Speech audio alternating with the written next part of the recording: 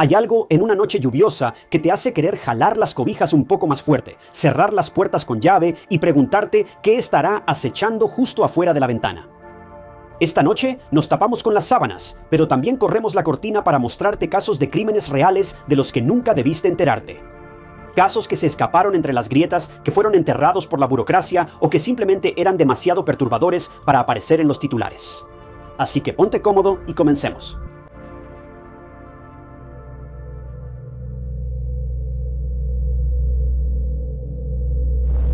Se supone que debes estar más seguro con las personas que has conocido por más tiempo. Aquellos que crecieron en tu casa, los que tus padres confiaban, los que han estado ahí desde la primaria. Jason Sweeney ciertamente creía eso. Tenía 16 años, trabajaba a tiempo completo, planeaba su futuro y al día siguiente iba a llevar a su primera novia de verdad a conocer a sus padres. Pero en vez de eso, entró al bosque con las personas en las que confiaba y nunca salió. Lo que le pasó a Jason no fue al azar, no fue un desconocido y no fue algo repentino. Fue una traición.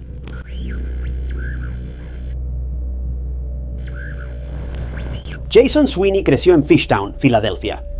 Su papá solía bromear diciendo que su familia era como los Beatles, 4 de ellos, siempre juntos. Jason trabajaba en la empresa de construcción de su familia y ganaba $500 a la semana y pronto planeaba unirse a la Marina. Él no era un tipo imprudente, no estaba perdiendo el control, tenía rumbo, y quizá eso era lo que lo hacía diferente. Porque mientras Jason estaba construyendo un futuro, algunas de las personas a su alrededor estaban destruyendo silenciosamente el suyo. Y el resentimiento no surgió de la noche a la mañana. Comenzó en la primaria. Algo que debes saber sobre Jason es que tenía varios grupos de amigos. Era amigo de los niños inteligentes, los callados, los ruidosos y los problemáticos. Jason simplemente era ese tipo de persona. Nunca se dejaba influenciar fácilmente por nadie ni por nada, y su objetivo principal era convertirse en un SEAL de la Marina. Pero alguien en quien confiaba más que nadie estaba decidido a asegurarse de que eso nunca sucediera.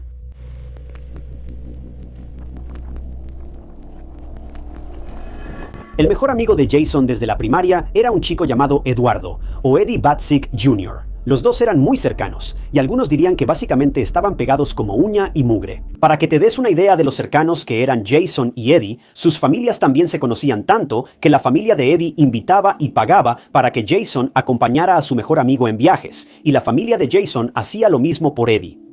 Según la hermana de Jason, Melissa, Eddie era una presencia constante en la casa de los Sweeney. Él pasaba por la casa para jugar con Jason, cenar con los Sweeney y pasar el rato con ellos prácticamente todo el día, todos los días. Además de Eddie, Jason también era amigo de 2 hermanos, Nicolás y Dominique Colla. Dominique era un año mayor que Jason, Eddie y Nicolás, pero los 4 pasaban mucho tiempo juntos. Ahora, lo particular de Nicolás y Dominique era que eran solitarios, fueron criados por un padre soltero y los 2 hermanos siempre estaban juntos. Y los 2 siempre estaban solos en las afueras del pueblo. Pero aún así, nada alarmante ni nada que indicara un mal comportamiento, al menos no al principio. Jason, Eddie y los hermanos Colla siguieron siendo amigos hasta la preparatoria, pero fue ahí cuando empezó a ocurrir ese cambio. Y por alguna razón, Eddie estaba perdiendo el control y se volvió un imán para los problemas. Pasaba más tiempo en presencia de la policía que en su propia escuela. Y no estoy completamente seguro de qué estaba haciendo ni por qué siempre tenía problemas, pero si tenía que ir a audiencias en la corte todo el tiempo, entonces debió ser algo serio hasta cierto punto. Así que en la época de la preparatoria, Jason, Eddie y los hermanos Colla ya no eran tan cercanos, así que no pasó mucho tiempo antes de que perdieran el contacto y su amistad terminara. Mientras tanto, Jason tenía planes para su propia vida. Su familia tenía un negocio de construcción y Jason, que tenía 16 años, decidió dejar la escuela a principios de 2003 y trabajar en el negocio familiar. Bueno, después de dejar la preparatoria y convertirse en empleado de tiempo completo en el negocio de construcción, Jason volvió a tener contacto con Eddie y los hermanos Colla, pero se sintió decepcionado y triste al ver que sus antiguos amigos ya no eran los mismos. Verás, Eddie ya iba por un camino oscuro, pero ahora se había instalado ahí junto con Nicolás y Dominique. El grupo principal de amigos leales de Jason, que solo tenían 16 o 17 años, ahora estaba profundamente involucrado en el abuso severo de sustancias y alcohol. Esto fue como un golpe en el estómago para Jason al escucharlo. Ahora, Jason rara vez usaba algún tipo de sustancias. Lo más lejos que llegó fue fumar. Pero lo que estos 3 chicos estaban haciendo era algo con lo que ni Jason ni su familia se sentían cómodos o de acuerdo. Ni los padres de Jason ni Jason querían ver al joven caer en ese tipo de espiral. Jason intentó convencer a sus amigos de dejar esos hábitos y retomar el rumbo de sus vidas, pero esto causó aún más tensión en el grupo. Eddie, Nicolás y Dominique básicamente solo estaban enojados con Jason por intentar corregirlos, y Jason simplemente no podía hacer nada contra ellos. Básicamente, desde la perspectiva de Jason, él quería recuperar a sus viejos amigos. Realmente quería que Eddie y los hermanos Koya encaminaran sus vidas. Todos ellos se estaban acercando rápidamente a la adultez y no tenían ningún plan sólido para el futuro, mientras que Jason sí los tenía. Él tenía un trabajo, ganaba $500 a la semana y estaba haciendo planes para enlistarse en la marina. Desde la perspectiva del trío, sin embargo, se podía notar que había algo de celos, algo de resentimiento y mucha ira. El trío sentía celos de que Jason tuviera su vida encaminada a pesar de haber dejado la preparatoria temprano. Las cosas iban mejorando para Jason. Se puede ver claramente la gran diferencia entre él y el trío. Y si me preguntas, ellos también podrían haber estado así si no hubieran descarrilado sus vidas de esa manera. El abuso de alcohol y sustancias es terrible, pero con un sistema de apoyo sólido puedes superar cualquier cosa, de verdad. Pero Eddie, Nicolás y Dominique no tenían prisa por hacer algo así. Les gustaba el riesgo, les gustaban las fiestas y disfrutaban ese estilo de vida. Pero les gustara o no, Jason estaba a punto de verse envuelto en este lío de una forma u otra, especialmente cuando Eddie, Nick y Dominique le presentaron a Jason a alguien que cambiaría su vida para siempre.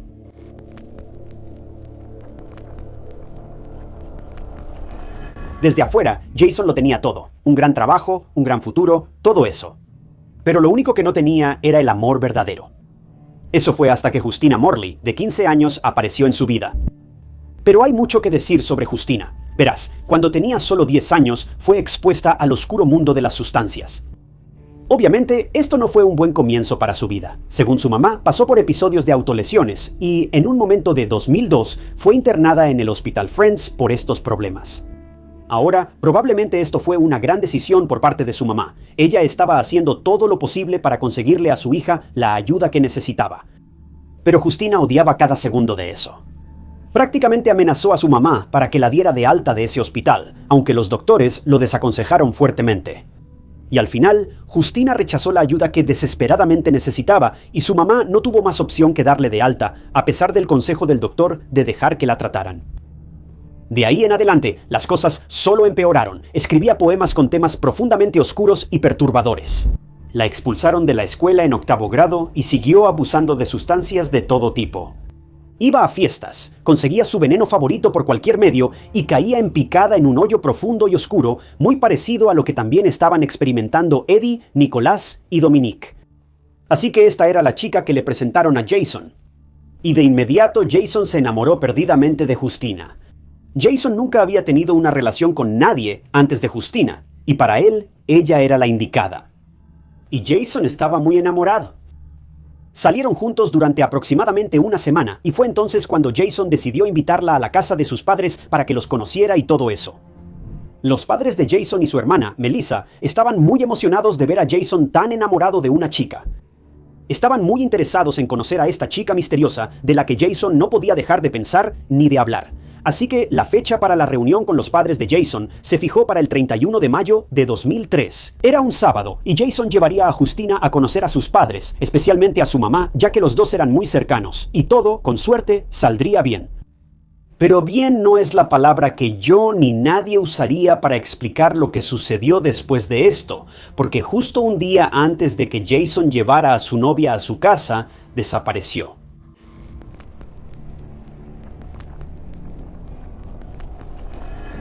Normalmente, la rutina de Jason era más o menos así. Se despertaba, desayunaba, iba a trabajar y si no tenía ningún plan como reunirse con un amigo o ir a algún lugar, regresaba esa misma tarde. Era como un reloj. Jason era muy puntual para salir y llegar a casa a tiempo. Así que cuando Jason no regresó a casa después del trabajo la tarde del 30 de mayo, sus padres se sorprendieron un poco, pero no estaban realmente preocupados. Sus padres pensaron que tal vez solo estaba pasando por una etapa adolescente de romper el toque de queda, viendo si podía salirse con la suya, ya sabes, cosas así. Pero la familia Sweeney empezó a preocuparse cuando ya casi era de noche y todavía no había señales de Jason. Melissa llamó al lugar de trabajo de Jason y a su teléfono, pero él no contestaba, lo cual era sumamente inusual en él. ¿Dónde estaba? La familia Sweeney trató de encontrar todas las razones lógicas para el silencio de Jason, pero cuando llegó la mañana del lunes, ya no pudieron esperar más. Fueron a la policía y reportaron la desaparición de Jason Sweeney, de 16 años, el 2 de junio. Así que la policía llegó, tomó el reporte y preguntó por la descripción de Jason, qué ropa llevaba puesta.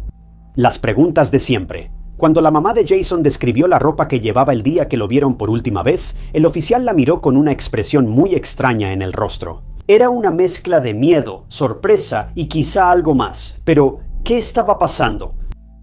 Bueno, para averiguarlo, tengo que llevarte un poco atrás, al día en que Jason se suponía que iba a presentar a Justina a sus padres, el 31 de mayo de 2003. Básicamente, ese día, los habitantes locales llamaron a la policía para notificarles sobre algo que habían encontrado en los senderos. Esta era una zona boscosa y remota de Fishtown, cerca del río Delaware. Los senderos estaban a aproximadamente 1 milla de la casa de Jason, así que la policía salió a investigar, y de inmediato se toparon con un cuerpo herido y sin vida. La gravedad de las heridas resultó ser un obstáculo para la policía, ya que no pudieron determinar la edad de esta persona. Por su apariencia, el hombre parecía tener entre 30 y 40 años, y no llevaba ninguna forma de identificación consigo. Solo llevaba un collar de San Judas y tenía un corte en la palma de la mano. Llevaba puesta una camiseta de color oscuro y unos jeans. Este hombre, Juan Doe, fue llevado a la oficina del médico forense, y como no había reportes recientes de personas desaparecidas, la policía no podía hacer mucho por ahora. Eso fue hasta que Jason desapareció. La policía se quedó boquiabierta ante las probabilidades. El Juan Doe encontrado en los senderos llevaba la misma ropa que Jason el día que desapareció. Pero Juan Doe tenía entre 30 y 40 años y Jason solo tenía 16. Aún así, la policía llamó a la familia Sweeney para identificar el cuerpo.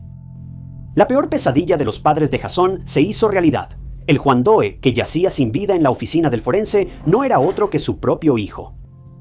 Fue identificado por ese collar de San Judas que le había dado su abuela. La familia de Jason no podía creerlo. ¿Quién podría haberle hecho esto? ¿Y por qué?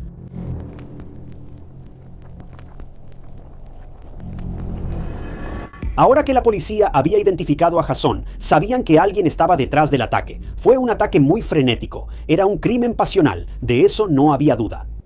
Jason no simplemente tropezó y cayó en una zona remota donde fue encontrado. Fue atacado. Así que la policía habló con los padres de Jason sobre las personas con las que él se juntaba. Cualquier información particular o peculiar que pudiera ser útil para el caso, y obviamente si tenía algún problema con alguien. La policía eventualmente se enteró de los amigos de Jason, Eddie, Nicolás y Dominique, y de su nueva novia, Justina. Ellos fueron las últimas personas que se sabe que interactuaron con Jason. Aunque Jason ya no era tan cercano al trío, todavía salía con ellos de vez en cuando. Y desde que Justina apareció en la escena, ver al trío era algo inevitable en ese momento, ya que estarían en las mismas reuniones. Así que primero, el trío, Eddie, Nicolás y Dominique, fue llamado y todos fueron interrogados por separado. Eddie fue interrogado por un oficial, mientras que los hermanos Colla fueron interrogados por otro. Pero no sabían dónde estaba Jason. Según ellos, estaban en una fiesta en la casa de un amigo el día que Jason desapareció. Y de hecho estaban esperando a Jason, pero él nunca llegó. Eso fue todo para el interrogatorio, pero aún había una persona que podía contar los detalles del día en que Jason desapareció. Y esa era su novia, Justina Morley. Ella era su novia, y si alguien sabía dónde estaba Jason en el momento de su desaparición, bueno, debería ser su novia, ¿no? Así que Justina fue llamada a la estación de policía para una ronda de preguntas, y al principio contó la misma historia que los demás chicos, pero no pudo mantener la farsa por mucho tiempo. Las palabras que salieron de la boca de Justina y lo que procedió a contarle a la policía no pudieron ser más escalofriantes. Al final, la declaración de Justina se convirtió en la pieza faltante de este misterio. Justina básicamente confesó a la policía cómo ella, Eddie y los hermanos Colla estuvieron involucrados en el ataque a Jason y su fallecimiento posterior. Esta fue una revelación inquietante. Estas eran las 4 personas con las que Jason tenía más cercanía. ¿Cómo podían ser ellos los responsables de su fallecimiento? ¿Se suponía realmente que la policía debía creer que un grupo de adolescentes había atacado a su amigo de esta manera? Y para empeorar las cosas, en realidad fue Justina quien atrajo a Jason a ese mismo lugar donde finalmente fue encontrado sin vida. Entonces, ¿qué sucedió en ese día fatídico? Bueno, según Justina, el ataque fue planeado mucho antes de que se llevara a cabo, y lo que era aún peor es que no era la primera vez que habían pensado en esto. Su plan original era atraer a Jason a la costa sur de Jersey y atacarlo después de que retirara dinero de un cajero automático. Pero eso no funcionó por alguna razón. Luego, el grupo pensó que la casa de Jason era el mejor lugar para llevar a cabo el ataque, pero de nuevo algo pasó y el plan se pospuso. Finalmente, se decidió que el día antes de que Justina fuera a conocer a la familia de Jason, ella lo atraería a un lugar remoto con la promesa de pasar un buen rato, y los amigos estarían escondidos, listos para saltar en el momento perfecto. Ahora, Jason estaba realmente atraído por Justina, así que esto era un sueño hecho realidad para él. Él aceptó rápidamente y no tenía ninguna razón para estar preocupado. Él pensaba que los dos estaban realmente enamorados. Era Justina, su novia, la chica de la que estaba muy enamorado y a la que estaba a solo un día de presentar a su familia.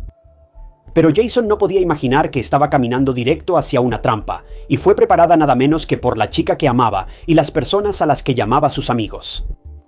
En cuanto Justina atrajo a Jason al fondo de esa zona boscosa, Eddie, Nicolás y Dominique salieron de su escondite y casi de inmediato lanzaron un ataque. Jason intentó salvarse, intentó suplicarles e intentó hacer que se detuvieran, pero al final no tuvo éxito. Y trágicamente, Jason Sweeney, que solo tenía 16 años, perdió la vida a manos de las personas con las que había sido amigo cercano durante toda su vida.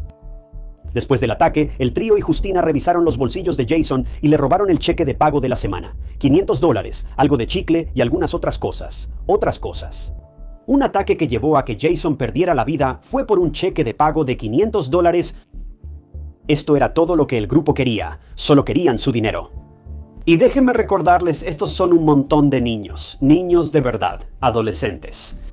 Bueno, después de su exitoso robo de dinero, el grupo celebró con un abrazo grupal y se fue del lugar como si literalmente no acabaran de asesinar a su amigo de la infancia más cercano. Se deshicieron de las armas, la ropa sucia y todas las demás pruebas en lugares cercanos. Luego simplemente se repartieron el dinero entre ellos. Según Justina, todos estaban tranquilos, incluso felices, como si acabaran de ganar la lotería. Entonces, ¿qué hicieron con todo ese dinero? Bueno, lo gastaron en fiestas, bebidas y otras cosas parecidas. Literalmente se fueron de fiesta después de cometer un asesinato. Esto es increíble. Si esto no ilustra hasta dónde puede llegar la gente para alimentar sus adicciones, entonces nada lo hará. Pero después de la confesión de Justina, la policía sinceramente necesitó un momento para recuperarse. No esperaban que el interrogatorio tomara un giro tan oscuro tan rápido. Y lo que sorprendió aún más a los investigadores fue lo distante que estaba Justina. Su expresión era fría, indiferente, y uno pensaría que solo estaba hablando del clima o de algo que le resultaba aburrido. Bueno, la policía quedó impactada. Melissa, la hermana de Jason, probablemente estaba más sorprendida que nadie, ya que también había sido muy cercana a estos chicos mientras crecían. ¿Pero esto? Bueno, los investigadores ya tenían a sus sospechosos, pero necesitaban investigar más a fondo. ¿Serían los chicos tan cooperativos como Justina?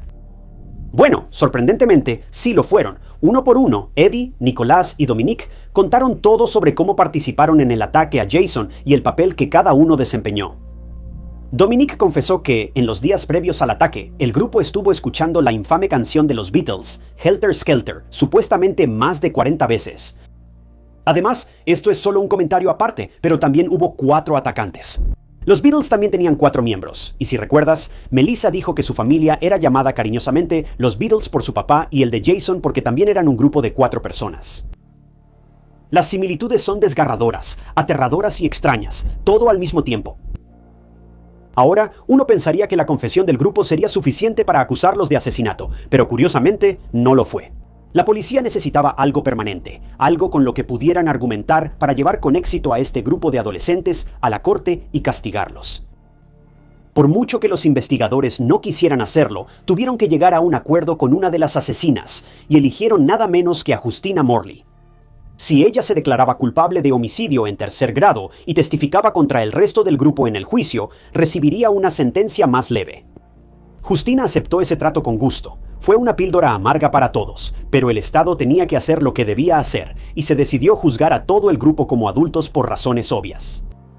Bueno, Eddie y los hermanos Colla finalmente fueron acusados de homicidio en 1er grado, conspiración, robo y posesión de un instrumento para cometer un delito. El juicio para Eddie, Nicolás y Dominique se llevó a cabo el 28 de febrero de 2005, y como se prometió, Justina testificó en su contra. La fiscalía también logró encontrar las armas que se usaron para atacar a Jason, así como pruebas de ADN en algunas de las prendas recuperadas de los perpetradores. El juicio duró solo 2 semanas, y en cada audiencia, la familia de Jason estaba en la primera fila, reviviendo el dolor que su hijo y hermano sufrió.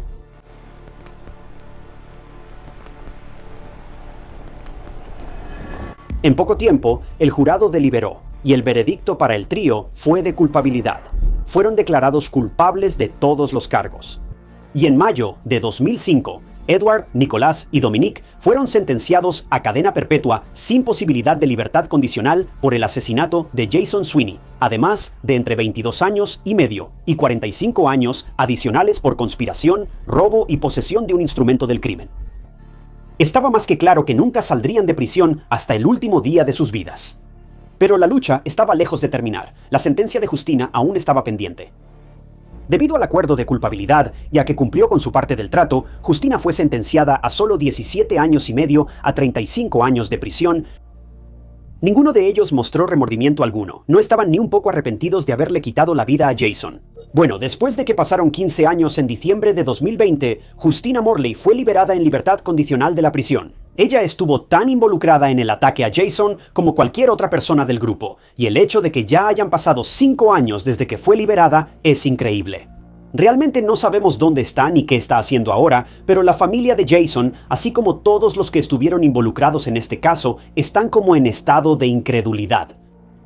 La familia de Jason todavía puede sentir ese vacío que quedó después de la repentina partida de su hijo. Jason era solo un joven que tenía mucho por delante.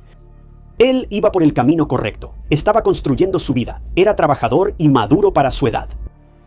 Aún así, tuvo un final trágico. Lo principal que hace que este caso sea tan único y a la vez tan aterrador es, primero, la edad y la actitud de los responsables. Eran amigos de Jason. Eran igual que él, pero ni siquiera parpadearon cuando le quitaron la vida a Jason. De hecho, pensaron que era una de las cosas más geniales que habían hecho. Y segundo, el motivo. Se cree que el principal motivo fue simplemente el dinero, pero también hubo algo más, algo profundamente arraigado y lleno de resentimiento.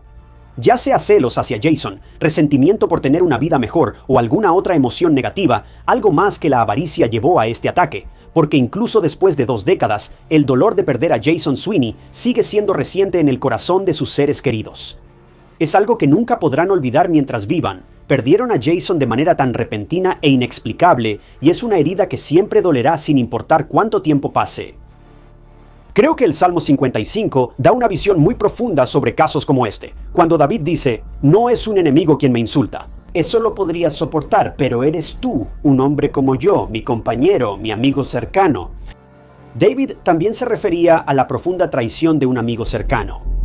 La traición por sí sola ya es bastante difícil, pero cuando viene de alguien tan cercano, incluso las escrituras reconocen lo profundas que pueden ser esas heridas. Pero no podemos olvidar cómo termina el Salmo 55 con David concluyendo al decir, «Pero yo clamo a Dios, y el Señor me salvará». Finalmente añade, «Echa tus cargas sobre el Señor, y Él te sostendrá». Él nunca permitirá que el justo sea sacudido.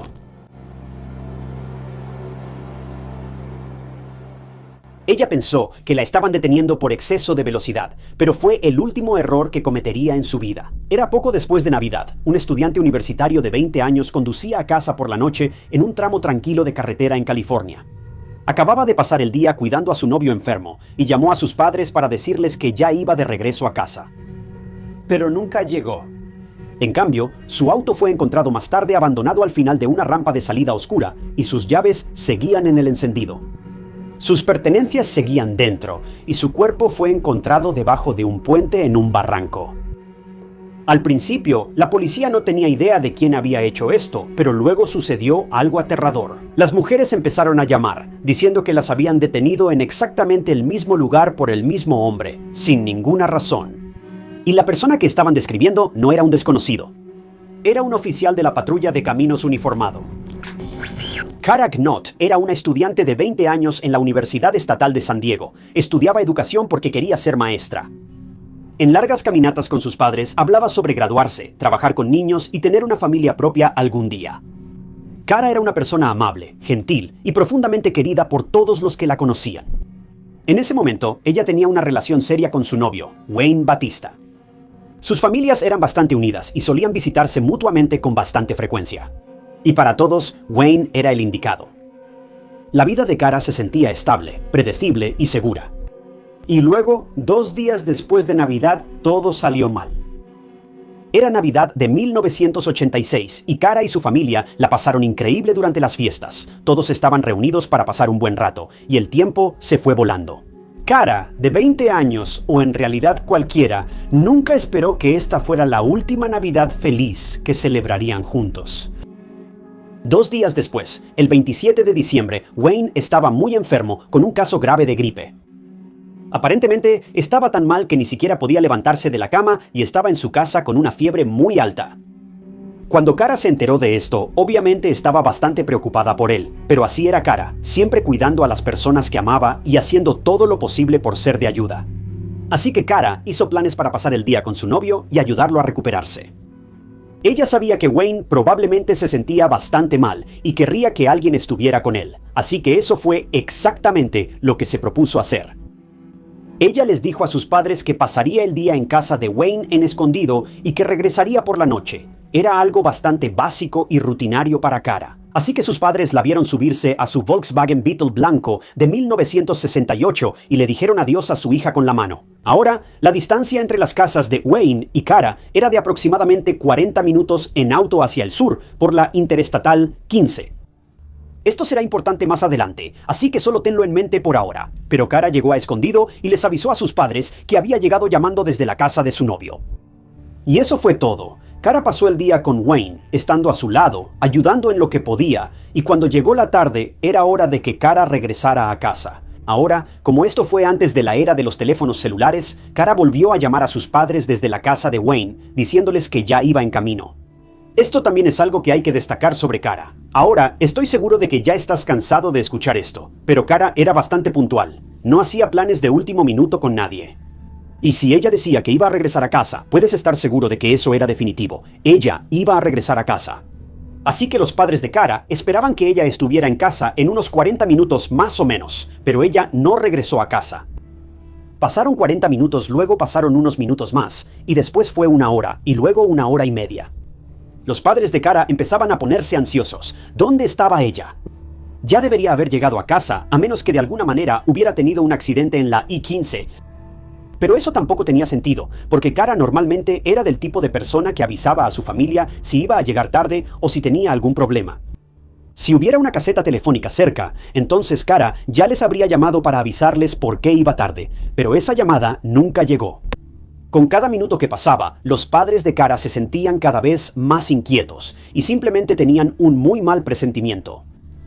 Así que cuando pensaron que ya habían esperado lo suficiente, la hermana de Cara, Cynthia, y su esposo, así como los padres de Cara, tomaron sus autos y condujeron por la misma ruta que Cara tomó para ir a la casa de Wayne. Ahora, tal vez Cara estaba varada en algún lugar, tal vez necesitaba ayuda. Tal vez a su auto se le acabó la gasolina, tal vez fue una llanta ponchada. La familia Knotts estaba pensando en todo tipo de posibilidades que pudieran explicar lógicamente el retraso de Cara. Condujeron por las carreteras, intentaron buscar a Cara o su bocho blanco, pero no pudieron encontrarlos por ningún lado. Mientras buscaban a Cara por su cuenta, su papá, Sam, también llamó a la policía para presentar un reporte de persona desaparecida. Pero la policía les aplicó la típica de esperen 48 horas y dejó a la familia indefensa y sola para buscar a su hija. La mamá de Cara, Joyce, hacía paradas frecuentes en los teléfonos públicos y llamaba a los hospitales locales para preguntar si había habido algún accidente o víctima que hubiera llegado en ese momento. Estaban haciendo todo lo posible para cubrir todas las bases y buscar a Cara, pero no encontraron nada. Nadie que se pareciera a Cara o que tuviera su nombre fue admitido en el hospital. No se reportaron accidentes de Volkswagen. Nada. Pero la familia Knott no se rindió. No dejaron de buscar a Cara. Por más cliché que suene, esto no era nada típico de Cara. Ella nunca llegaba tarde. Sé que escuchas esto mucho en casos de crímenes reales, pero es un hecho por una razón. Si alguien llega inexplicablemente tarde a una cita muy importante o se desvía de su rutina cuando normalmente no lo haría, estas son señales que nunca deben ser ignoradas. Así que la familia Knott e incluso la familia extendida de Kara buscaron en todos los caminos, los senderos de tierra, los estacionamientos, los sitios de construcción y quién sabe dónde más para buscar a Kara o su auto. La búsqueda de Kara continuó durante toda la noche y se detendría a la mañana siguiente cuando su propia familia hizo un descubrimiento escalofriante.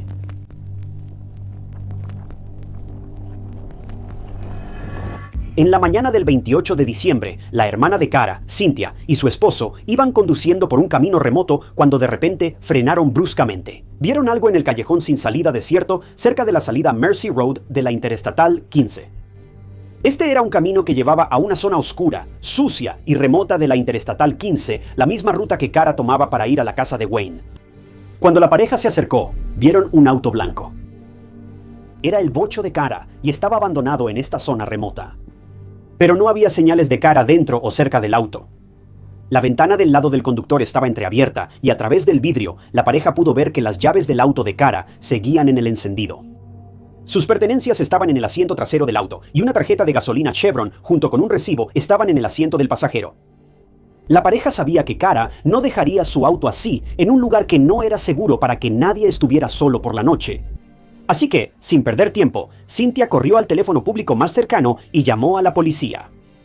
Se enteraron, gracias a las autoridades, de que el auto de Kara había sido encontrado abandonado en esa zona remota y exigieron que los oficiales fueran a revisar el lugar. Bueno, finalmente, la policía se tomó en serio la desaparición de Kara esta vez y enviaron un patrullero al callejón sin salida para inspeccionar la escena. Ahora, el lugar donde se encontró el auto de Kara era una vasta extensión de terreno rodeada de arbustos y árboles densos, y a lo lejos había un puente de 65 pies que daba a un barranco.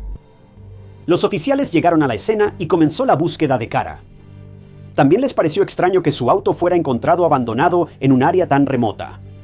Durante el día, este lugar no era tan aterrador, pero por la noche apenas podías ver a dónde ibas y no había ni un alma viviente hasta donde alcanzaba la vista. Así que este era el lugar más remoto que podía haber en esta zona. La policía también amplió su búsqueda al puente y al barranco, y fue entonces cuando vieron algo en el agua. Desde lejos era un matiz de morado y blanco, pero de cerca era devastador. La policía bajó al barranco y recuperó la figura flotante en el agua, y en poco tiempo el caso de persona desaparecida de Kara entró en el territorio de homicidio. El cuerpo de Kara, de 20 años, fue encontrado en ese barranco. La vista de morado y blanco eran la ropa y los zapatos que Kara llevaba puestos. Ahora, no sé si ya lo mencioné, pero antes de desaparecer, Kara llevaba una sudadera morada y botas de cuero blancas. Y desafortunadamente, cuando la encontraron, Kara, de 20 años, no pudo ser reanimada. Ella ya no estaba, y la búsqueda llegó a un final devastador. La familia y los amigos de Kara fueron notificados del hallazgo, y estaban conmocionados y tomados por sorpresa al mismo tiempo. Kara, quien estaba viva, bien y sonriendo hace solo unas horas, ahora fue encontrada debajo de un puente, dejada en el barranco como si no fuera nadie. El mundo de la familia de Kara se puso de cabeza. Necesitaban respuestas, necesitaban saber quién le había hecho esto a su Kara. Quien nunca había hecho tanto como ella, ni siquiera para volar, en ese caso. Más tarde se realizó una autopsia al cuerpo de Kara y afortunadamente no se encontró evidencia de motivación sexual. Pero sí tuvo un destino terrible y alguien le quitó la vida con sus propias manos y una cuerda. También había lesiones en su rostro, así como heridas defensivas y ADN debajo de sus uñas, y tanto la policía como toda la comunidad estaban desconcertados. Necesitaban atrapar al culpable antes de que volviera a atacar.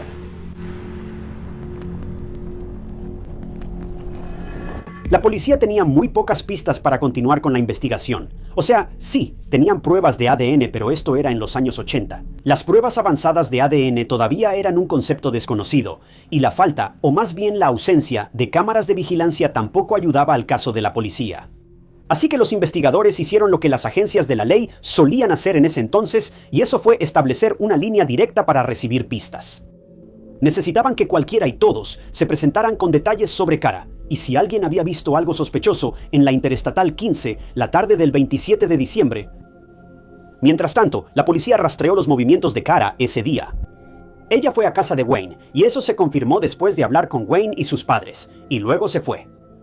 Mientras iba de camino a su casa, Kara se detuvo a cargar gasolina en una estación Chevron cercana, a unas 10 millas al norte, justo a un lado de la I-15. La policía habló con el empleado que estaba en la caja en ese momento, y según ellos, vieron a Cara llegar a la gasolinera, llenar su auto, pagar, tomar un recibo, el cual mostraba la hora de las 8:30 p.m., y luego volver a la Interestatal 15 por la rampa hacia el sur. Ahora, Cara iba de camino a casa, no estaba haciendo ningún desvío. No iba a ningún otro lugar. Entonces, ¿cómo terminó su auto donde lo encontraron? Mientras todo esto sucedía, la policía también hizo una lista de sospechosos, que era bastante corta, pero al principio sospecharon del novio de Cara, Wayne. Pero él tenía una coartada irrefutable, y su reacción realmente mostró sorpresa y preocupación por Cara. Tampoco había ninguna razón para que él fuera responsable de la desaparición de Cara, así que finalmente fue descartado. Esto también significaba que la policía volvía al punto de partida. Revisaron diferentes pistas que llegaban a la línea directa y un par de días después de iniciar la investigación, varias llamadas de distintas mujeres jóvenes comenzaron a llegar.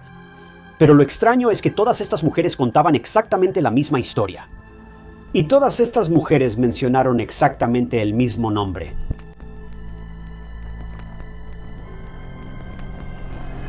Las mujeres que llamaron a la línea directa después de la desaparición de Cara tenían todas alrededor de 20 años, y curiosamente, todas conducían los mismos autos que Cara. No solo similares, sino exactamente los mismos. Todas las mujeres tenían Volkswagen Beetle, y eran exactamente el mismo modelo que tenía Cara. Las mujeres también tenían un parecido sorprendente entre sí. Así que esto fue un comienzo muy inquietante para la policía. Si realmente se trataba de un caso de un criminal serial, bueno, tenía un tipo muy específico. Las mujeres le dijeron a los investigadores que habían enfrentado una situación muy extraña e incómoda en la misma zona donde se encontró el auto de Cara, en Mercy Road. Las mujeres revelaron que iban conduciendo por la Interestatal 15 de noche y que fueron detenidas por un oficial de la Patrulla de Caminos de California en servicio. Pero lo extraño era que el oficial hacía que las mujeres se orillaran al final de una salida aislada y sin iluminación. Además, no es que las mujeres estuvieran infringiendo la ley ni nada por el estilo. Ellas estaban conduciendo por debajo o dentro del límite de velocidad. No estaban siendo imprudentes, estaban sobrias, así que todas se sorprendieron cuando fueron detenidas por un oficial de la Patrulla de Caminos. ¿Pero qué podían hacer? No podían simplemente pelear con una figura de autoridad. Sentían que tenían que obedecer. Bueno, aquí fue cuando las cosas empezaron a ponerse raras. El oficial procedía a detener a estas mujeres durante 90 minutos cada vez. No 9, 90. Y además, sin ninguna razón. Luego, el oficial se metía en la vida personal de las mujeres y les hacía preguntas realmente incómodas y fuera de lugar antes de finalmente dejarlas ir. El oficial no era amenazante, pero a veces cruzaba la línea y tocaba el hombro o el cabello de la mujer, lo que obviamente dejaba a estas mujeres en estado de shock y angustia. Quiero decir, ¿te imaginas que te detenga un oficial de la CHP cuando no hiciste nada malo y tener que lidiar con preguntas y acciones inapropiadas durante 1 hora y media? Bueno, la policía habló con otras personas que se encontraron con este oficial en particular, y todas las mujeres que se parecían a Cara fueron detenidas por un tiempo inusualmente largo, mientras que a los conductores hombres a menudo los dejaban ir en 5 o 10 minutos después de ser detenidos en la autopista. Esto fue realmente extraño, pero hubo algo que llevó a estas mujeres, que también eran víctimas en cierto sentido, a presentarse. Fue un segmento de televisión que hablaba sobre la seguridad vial y que se transmitió después de la desaparición de Cara. Mira, 2 días después de que Cara tomara la ruta I-15 hacia la casa de su novio y del escalofriante hallazgo de su auto y su cuerpo, una estación de noticias local decidió grabar un segmento con un oficial de la Patrulla de Caminos de California para dar consejos de seguridad y explicar qué hacer cuando una persona se queda varada al costado de la carretera. El rostro de este segmento fue un oficial ejemplar de la Patrulla de Caminos, un veterano de 13 años, Craig Payer. Era un hombre de mediana edad que parecía confiable y como alguien a quien acudirías en busca de ayuda si te quedaras varado al costado de una carretera oscura. Y en este segmento, Craig fue visto conduciendo por su ruta habitual, la Interestatal 15, la misma ruta que había tomado Cara. Y lo hacía mientras hablaba con el camarógrafo y daba a los espectadores consejos de seguridad para seguir en la carretera. Este segmento estuvo en toda la televisión, y todos los hombres, mujeres, ancianos y niños lo vieron, incluidas las mujeres que más tarde llamaron a la línea directa que se estableció para la investigación del asesinato de Cara. Ellas ya habían visto a este hombre antes, porque era el mismo oficial de la CHP que las detuvo por la noche durante un tiempo sospechosamente largo y actuó de manera poco profesional con ellas. Ese mismo tipo desagradable ahora estaba en la televisión dando consejos de seguridad a los automovilistas en la carretera. Pero también había otra cosa que mucha gente simplemente no podía pasar por alto. Craig tenía heridas en la cara, parecían rasguños, y ni siquiera intentó cubrirlas. Estaban a la vista, y aunque en ese momento la gente no pensó mucho en ello, ahora que la policía tenía esta nueva información de que Craig, el modelo de oficial de la CHP, con un historial impecable, había estado aterrorizando a mujeres y haciéndolas sentir angustiadas en caminos remotos de la I-15. Bueno, sabían que no podían dejar pasar este detalle. Así que la policía investigó más a fondo a Craig. Básicamente querían comprobar dónde estaba él en el momento en que Cara también estaba en la I-Queens. Y mira, un empleado de otra gasolinera local, está cerca de donde se encontró el auto de Cara, fue interrogado por la policía sobre si vio a Craig esa fatídica noche. Y bueno, esta persona sí había visto a Craig. Eran como las 9:30, así que aproximadamente una hora después de que Cara llenó su auto de gasolina en esa estación Chevron. Y según el encargado, Craig se veía muy nervioso y desaliñado, y tenía heridas en la cara, las mismas heridas que ahora mostraba en ese segmento de televisión. Cuando el encargado intentó conversar con Craig y le preguntó cómo iba su noche, él respondió que, cito, había tenido una noche difícil. La esposa de Craig también se presentó y le dijo a la policía que ella también vio las heridas en su cara cuando él regresó a casa del trabajo esa noche. Y él le dio una explicación algo vaga. Luego, las discrepancias en las multas por exceso de velocidad levantaron muchas sospechas para la policía. Mira, dos hermanos se presentaron y le dijeron a la policía que Craig los había detenido por exceso de velocidad y les había puesto una multa alrededor de las 10 p.m. Pero cuando revisaron esos registros, mostraron que Craig había borrado la hora original y la cambió a las 9:20 p.m., dándose así una coartada para esa noche. Todo fue realmente extraño. Así que la policía tenía una razón lo suficientemente fuerte para arrestar a Craig bajo sospecha. Y como era de esperarse, eso fue exactamente lo que hicieron.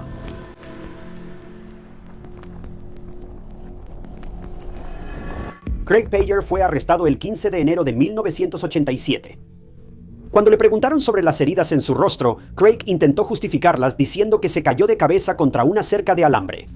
Pero la policía no lo creyó. Las heridas eran consistentes con alguien que lo arañó en un intento de protegerse. Las heridas causadas por una cerca de alambre no se parecían a las heridas de Craig. Al final, la evidencia en su contra se acumuló y la policía lo acusó de asesinato en primer grado de Cara Knott. Las pertenencias de Craig también fueron confiscadas por la policía y en su auto encontraron una cuerda y una linterna, ambas cosas que se usaron para someter y finalmente quitarle la vida a Cara. Es increíble que Craig todavía tuviera el arma homicida en su auto y ambos objetos resultaron ser la clave para condenarlo al final. Además, las pruebas forenses ubicaron a Craig en la escena del crimen y prácticamente confirmaron la idea de que él fue quien atacó a Cara. Su ADN fue encontrado en los zapatos de Cara y el ADN de Cara fue encontrado en la ropa y el cuerpo de Craig. Afortunadamente para la policía, Craig tenía un tipo de sangre muy raro, AB negativo, y este fue encontrado en la ropa y el cuerpo de Cara. Así que literalmente no hubo ninguna persona involucrada en el ataque a Cara aparte del propio Craig. Para enero de 1988 se llevó a cabo el primer juicio de Craig, pero el resultado fue un jurado indeciso. En ese momento, la gente simplemente no podía creer que un oficial de patrulla fuera capaz de algo así. Pero después de horas y horas de deliberación, no pudieron llegar a un veredicto. El jurado de 12 personas quedó estancado, con 7 de ellos votando por el veredicto de culpabilidad. Así que mientras se preparaba otro juicio, Craig estaba libre bajo fianza. Ni siquiera puedo imaginar cómo debió haberse sentido la familia de Cara por esto. Parecía más que claro que esta persona estuvo involucrada en el ataque a Cara. Y aunque fue acusado del crimen, el juicio terminó en pura confusión y desorganización, y ahora él estaba libre y podía lastimar a otras mujeres jóvenes hasta su segundo juicio. Pero finalmente, después de unos meses, se llevó a cabo ese segundo juicio. Los fiscales trabajaron incansablemente en este. Presentaron pruebas concretas, testigos y todo lo necesario para finalmente condenar a Craig por sus acciones atroces. Y el juicio dio frutos, y los miembros del jurado llegaron a un veredicto unánime. Craig Payer fue declarado culpable de asesinato en primer grado. Pero Craig, por otro lado, ni siquiera pronunció una palabra en su propio juicio y continuó manteniendo su inocencia hasta el final. Pero finalmente, el 4 de agosto de 1988, Craig Payer fue sentenciado a cadena perpetua con un mínimo de 25 años. Desde entonces, le han negado la libertad condicional en 2 ocasiones, una vez en 2008 y otra vez en 2012. todavía se le considera un peligro para la sociedad, y no estoy discutiendo eso en lo más mínimo. Actualmente está cumpliendo su condena en la colonia de hombres de California, en California. Su próxima audiencia de libertad condicional está programada para enero de 2027, lo cual, sinceramente, no está tan lejos. Y la familia de Kara, que ha estado presente en cada cita en la corte, juicio y audiencia de libertad condicional, quiere que este asesino nunca vuelva a ver la luz del día. Pero lo que aún no está claro hasta el día de hoy es la razón por la que Craig atacó a Kara. Él ha atacado a mujeres en el pasado y de la misma manera, pero solo escaló a asesinato con Kara.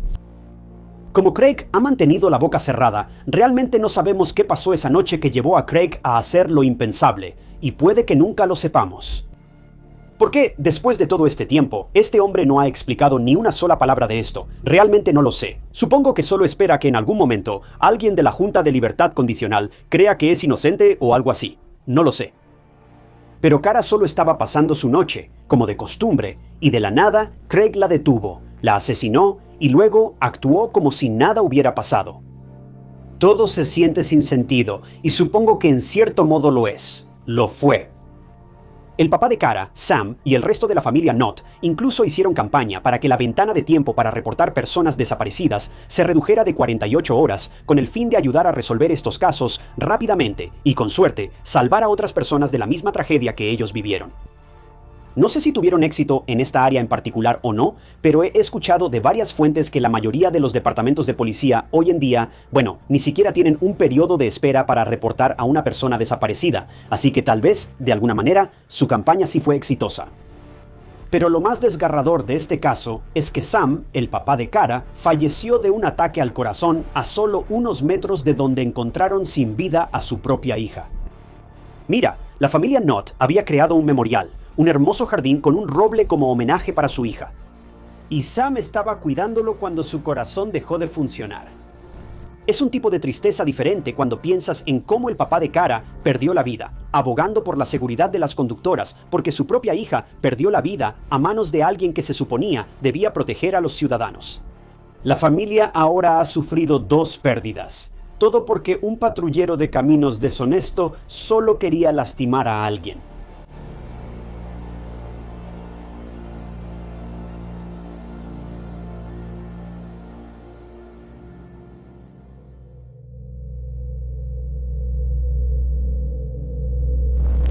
La mayoría de las personas desaparecen en silencio, empacan una maleta, se llevan su teléfono, dejan algún tipo de rastro. Crystal Reisinger dejó todo. Su teléfono estaba en el suelo, su medicamento, del tipo que no podía vivir sin él, estaba intacto. La comida acababa de ser guardada en el refrigerador, la renta no estaba pagada y su hija esperaba su llamada. Y 2 días antes de desaparecer, Crystal le dijo a alguien que sentía que iba a morir. Entonces el pueblo hizo lo que los pueblos pequeños suelen hacer. Dijeron que se había escapado, dijeron que era inestable. Incluso dijeron que los extraterrestres se la llevaron.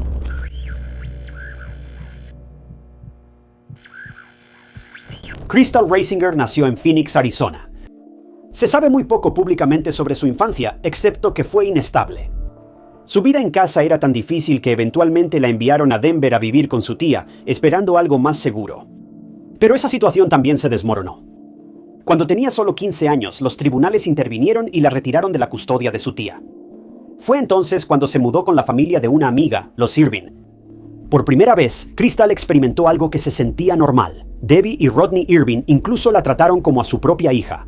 Le dieron un cuarto amueblado en el sótano, la animaron a terminar la preparatoria, la impulsaron a ir a la universidad, le dieron estabilidad, estructura, todo.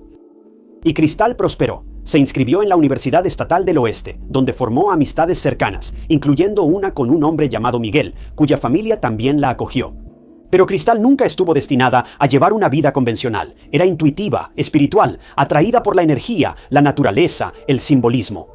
Estudió diferentes religiones, hinduismo, budismo, tradiciones nativas, leía el tarot, creía en las auras y se describía a sí misma como clarividente. La vida en la ciudad nunca le quedó. Incluso en Colorado, incluso con estabilidad, algo en ella se sentía inquieto. Durante este tiempo conoció a Elias Wana y su relación avanzó rápidamente. Se mudaron juntos y pronto Crystal estaba embarazada. La maternidad la cambió después. Cuando nació su hija Kasha, sus amigos dicen que Crystal encontró un sentido de propósito más profundo. Fue como si ella también hubiera renacido de alguna manera, pero ni siquiera eso calmó el impulso que sentía. Denver se sentía asfixiante. Gunnison era mejor, y se mudó allí en 2014 por trabajo y estudios. Pero aún no era eso. Crystal quería un lugar puro, un lugar espiritual y un lugar que se sintiera vivo. Bueno, en la primavera de 2015 esa búsqueda la llevó a Crestone, Colorado. Y Crestone era diferente a cualquier lugar en el que hubiera estado. Pero también sería el lugar donde perdería la vida.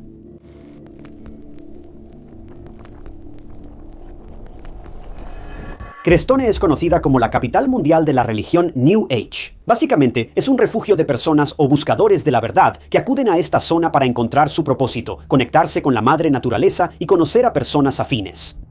Crystal encajaba aquí. Crestone ejercía una atracción sobre ella.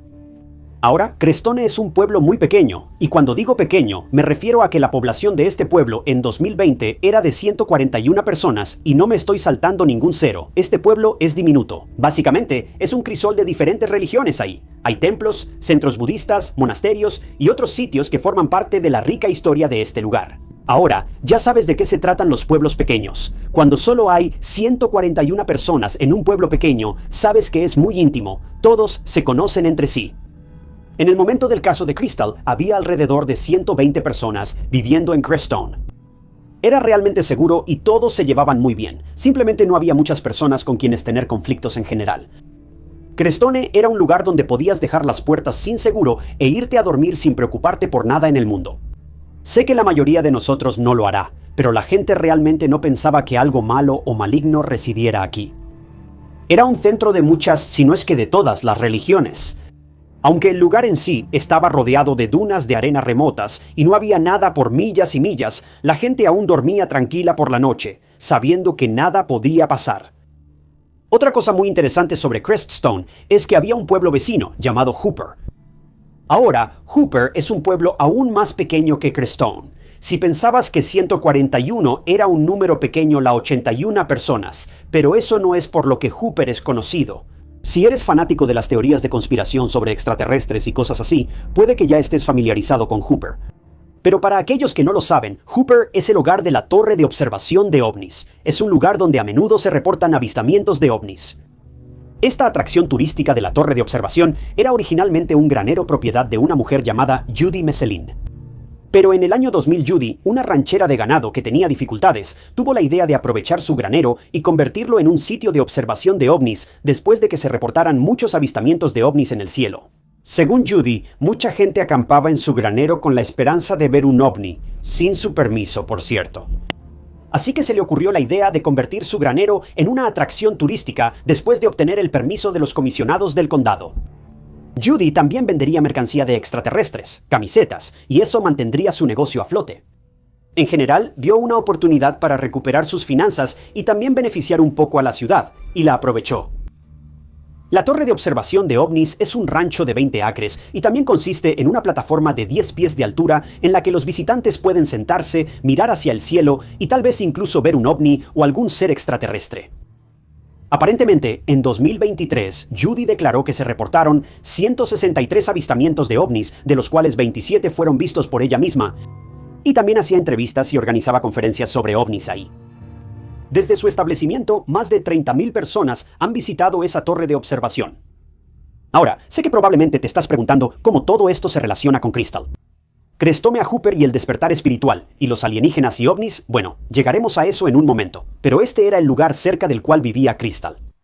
Y ahora, si recuerdas, Crystal, Elías y su hija Kasha vivían en Denver antes de que Crystal sintiera el deseo de mudarse. Elías podía ver que Crystal no quería vivir en Denver. Era obvio, y ella se estaba deprimiendo, así que él apoyó su decisión de mudarse sola a Cresto. Ella dejó a Kasha al cuidado de Elías, y básicamente los dos terminaron su relación. Supongo que fue por la distancia, pero los dos seguían en contacto y seguían siendo muy buenos amigos. Elías estaba completamente dispuesto a hacerse cargo de Kasha y quería que Crystal fuera libre de hacer lo que quisiera en Cresto.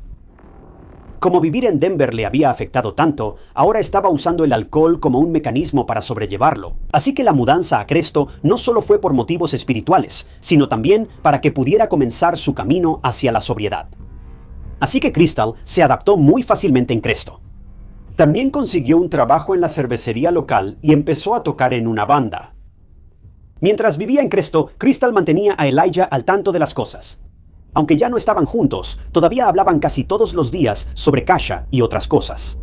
Pero su mudanza y la felicidad que vino con ella serían temporales porque en julio de 2016, Crystal desaparecería.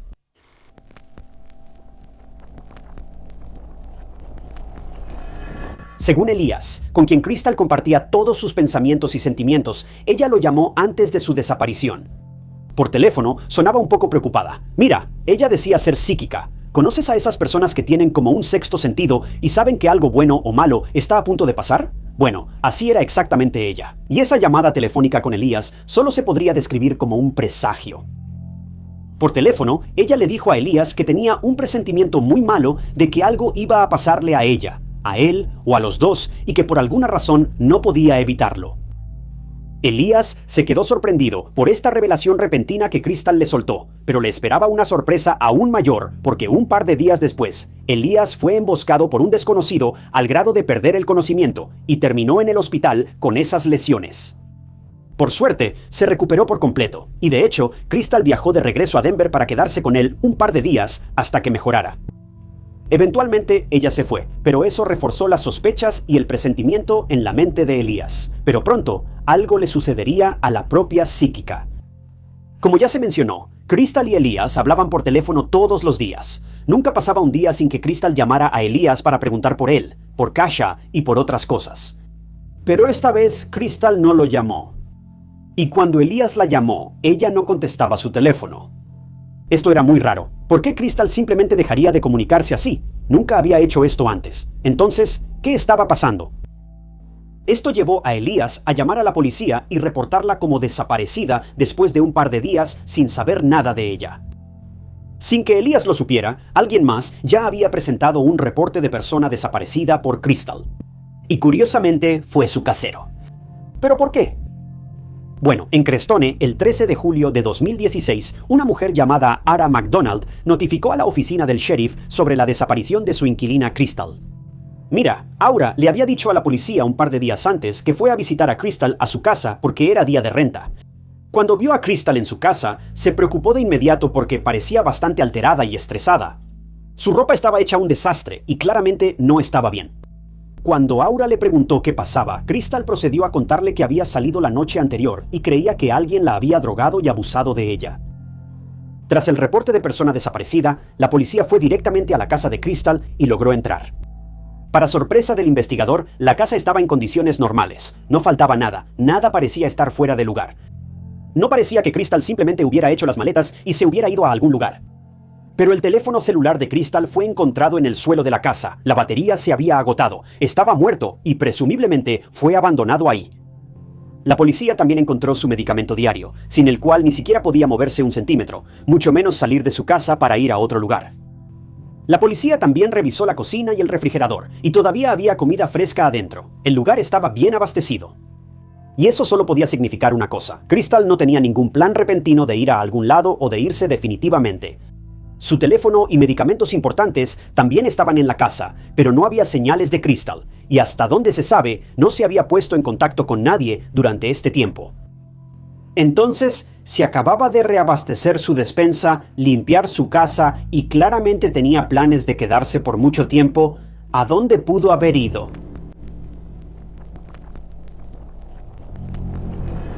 La policía tenía muy pocas pistas en este caso tan confuso y extraño, y como dije antes, este tipo de cosas no pasan en Cresto. Era un pueblo muy pequeño, aparentemente remoto, pero relativamente seguro. La policía no tenía experiencia en desapariciones ni en otros casos criminales graves. Entonces, ¿dónde estaba Crystal?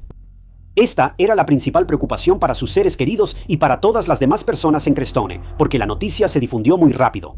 Lo único que la policía podía hacer en ese momento era reconstruir sus movimientos del día anterior y luego revisar su teléfono. Además, querían saber la razón por la que Crystal estaba tan angustiada el día que se reunió con su casera. Entonces, ¿a dónde había ido esa noche en una velada que terminaría siendo traumática para ella? Bueno, la línea de tiempo es un poco confusa, pero lo que sí sabemos con certeza es que la noche antes de que la casera visitara a Crystal, ella había ido a un círculo de tambores en Cresto. Para quienes no lo sepan, un círculo de tambores es un tipo de fiesta alrededor de una fogata donde la gente hace una hoguera, en parte porque hace mucho frío por la noche, y se reúnen alrededor de las brasas para tocar estos enormes tambores y cantar canciones. Realmente es solo una manera para que los entusiastas se reúnan, compartan un buen rato, toquen algo de música y se reconecten con la naturaleza. Crystal no era de las que rechazaban una invitación divertida, así que fue allí. Pero aparentemente su noche no terminó bien, porque alguien tenía intenciones sumamente nefastas y prácticamente se aprovechó de Crystal, que estaba intoxicada. Ella estaba muy desorientada después de lo sucedido, obviamente, y muy alterada. Logró llegar a su casa, pero claramente estaba angustiada. Y fue en este estado en el que su casera, Ara, la encontró. Es una experiencia muy aterradora para cualquier mujer, y es devastador que haya sucedido en una fiesta donde había mucha gente. Pero el sospechoso nunca fue atrapado. Y tampoco sé si Crystal lo reportó a la policía. La policía pensó que este individuo podría tener algo que ver con la desaparición de Crystal. Tal vez ella amenazó con ir a la policía para denunciar la agresión, pero no tuvo la oportunidad de hacerlo. La policía no lo sabía con certeza, solo estaban tratando de encontrar la explicación más razonable. Y luego la policía habló con algunas de las personas en la fiesta. Querían ver si alguien había visto el ataque a Crystal o al sospechoso. Solo necesitaban pistas para unir este misterio. Bueno, no sé si descubrieron algo sobre el ataque o el sospechoso o no, pero sí escucharon algo bastante extraño, y esto desconcertó un poco a la policía, siendo honesto. Ahora, si recuerdas, la casera de Crystal reportó su desaparición el 13 de julio. Sin embargo, las personas en la fiesta afirmaron haber visto a Crystal en un círculo de tambores el 18 de julio. Esto fue 5 días después de que se reportó su desaparición y de no haber tenido contacto con nadie. ¿Entonces la gente realmente vio a Crystal en ese círculo de tambores después de su supuesta desaparición? Esta era una información realmente confusa, y aunque podría atribuirse a que confundieron a otra mujer con Crystal, la policía no podía dejarlo pasar. Necesitaban investigar cada ángulo antes de poder pasar al siguiente. Así que lo siguiente que hizo la policía fue realizar búsquedas. Llamaron a voluntarios, personas de áreas vecinas, y juntos buscaron en las vastas, desoladas y prácticamente remotas dunas de arena de Cresto. Hubo búsquedas aéreas, búsquedas terrestres y toda una unidad canina que revisó las diferentes áreas de Cresto. La policía registró el área donde se llevó a cabo la fiesta. Buscaron por todas partes en las zonas alrededor de la casa de Crystal y los lugares que ella frecuentaba. La policía visitó su lugar de trabajo, donde no la habían visto desde el 13 de julio. Pronto se pidió a la Oficina de Investigación de Colorado que se uniera al caso, ya que era muy complejo y extraño para la fuerza policial, que no solía tratar con situaciones como esta regularmente. Pero no surgió nada. Literalmente no había ninguna pista sobre a dónde podría haber ido Crystal. Las búsquedas no tuvieron éxito, pero no se detuvieron. Mientras tanto, la policía tenía el teléfono de Crystal en su poder y decidió revisarlo.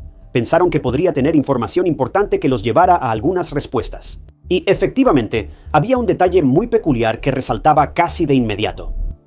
Era una llamada de un número en el teléfono de Crystal.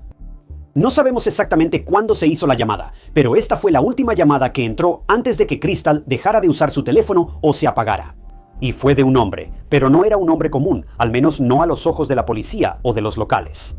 No sabemos quién era este hombre, dónde vivía o cómo se llamaba, pero sí sabemos que era problemático.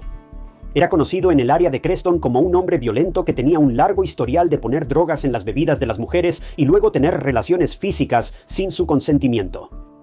Este hombre tenía antecedentes penales y era un peligro para las mujeres, y su modus operandi era muy similar al ataque que Crystal sufrió no mucho antes de su desaparición. También hubo numerosos reportes de otros inquilinos de que personas extrañas entraban y salían de la casa de Crystal. ¿Entonces estas personas extrañas están vinculadas al hombre que llamó a Crystal antes de su desaparición? Según la información disponible, este hombre es la última persona que interactuó con Crystal. Así que no es una suposición descabellada. Pero todavía quedan preguntas como, ¿por qué este hombre llamaba a Crystal? ¿Cómo consiguió este hombre su número? ¿Era este el mismo hombre que atacó a Crystal en el círculo de tambores? ¿Y es el responsable de la desaparición de Crystal?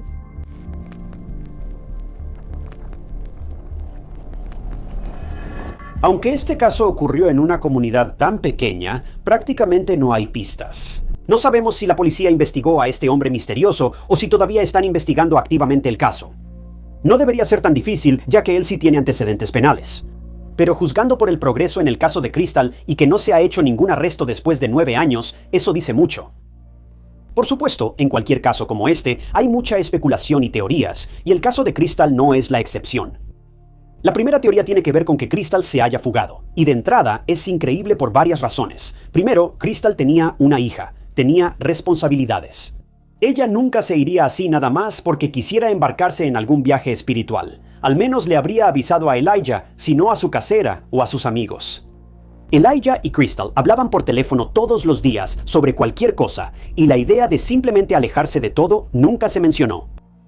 Si ese era el plan de Crystal, no lo hizo obvio. Además, el estado de su casa no indicaba que se hubiera escapado. Había abastecido el refrigerador con comida, su medicamento seguía ahí, no se llevó su teléfono. No hubo actividad en su tarjeta de crédito.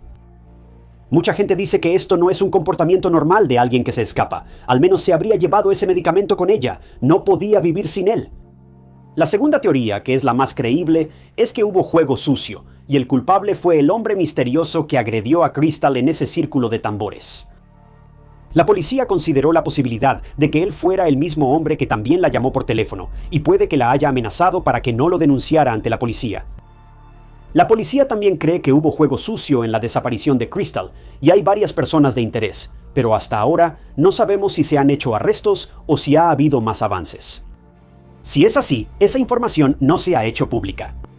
Pero ya que estamos hablando de teorías, la gente de Crestone y Hooper también tenía una teoría propia, que es diferente a cualquier teoría de crimen real que probablemente hayas escuchado. Abducción alienígena. Mucha gente cree que la desaparición de Crystal fue una abducción alienígena, y como el lugar donde vivía era un famoso punto de avistamientos de ovnis, no es tan absurdo como podría parecer al principio. Pero ya sea que creas en los alienígenas, las abducciones o incluso en lo extraterrestre, este caso sigue siendo misterioso y muy inquietante de todos modos. No sabemos qué le pasó a Crystal esa noche, a dónde fue o si fue abducida, y no sabemos si alguna vez lo descubriremos. La policía no cree en la teoría de los alienígenas por razones obvias, y todavía piensan que lo que le pasó a Crystal fue obra de terrícolas, no de seres intergalácticos.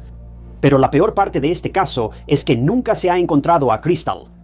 Ella sigue allá afuera en algún lugar, y aunque odio decirlo, las posibilidades de encontrarla con vida casi 10 años después no se ven nada bien.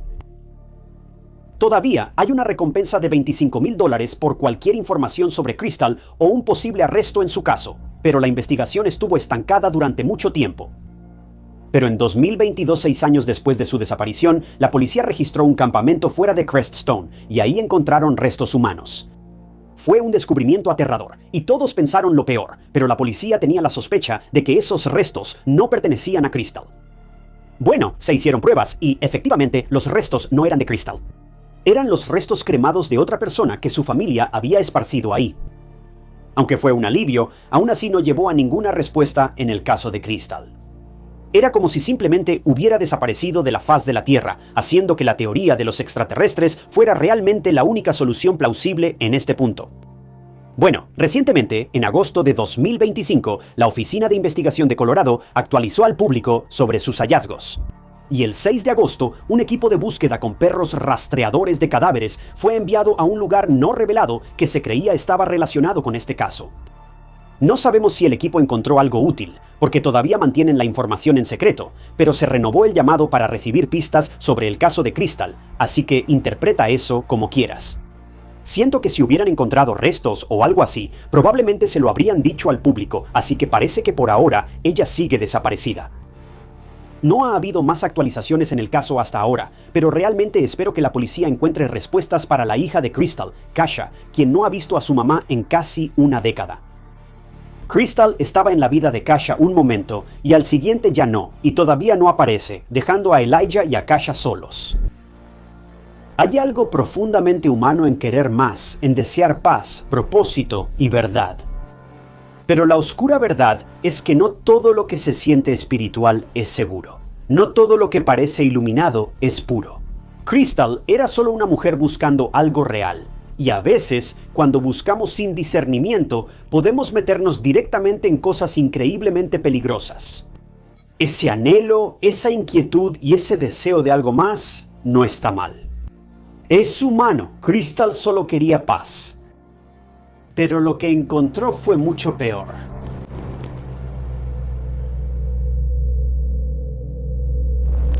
Nuevos amigos, nueva libertad, una vida completamente nueva. Este era un nuevo comienzo para Taylor Bell, de 17 años, pero solo duró 4 días. La noche del 5 de septiembre le dijo a su compañera de cuarto que regresaría en un par de horas, tomó sus llaves, salió de su dormitorio y desapareció. No hubo llamadas, ni actividad bancaria, ni señales de que alguna vez regresara a casa. Taylor pensó que se iba a encontrar con alguien que conocía, pero otra persona la estaba esperando al acecho.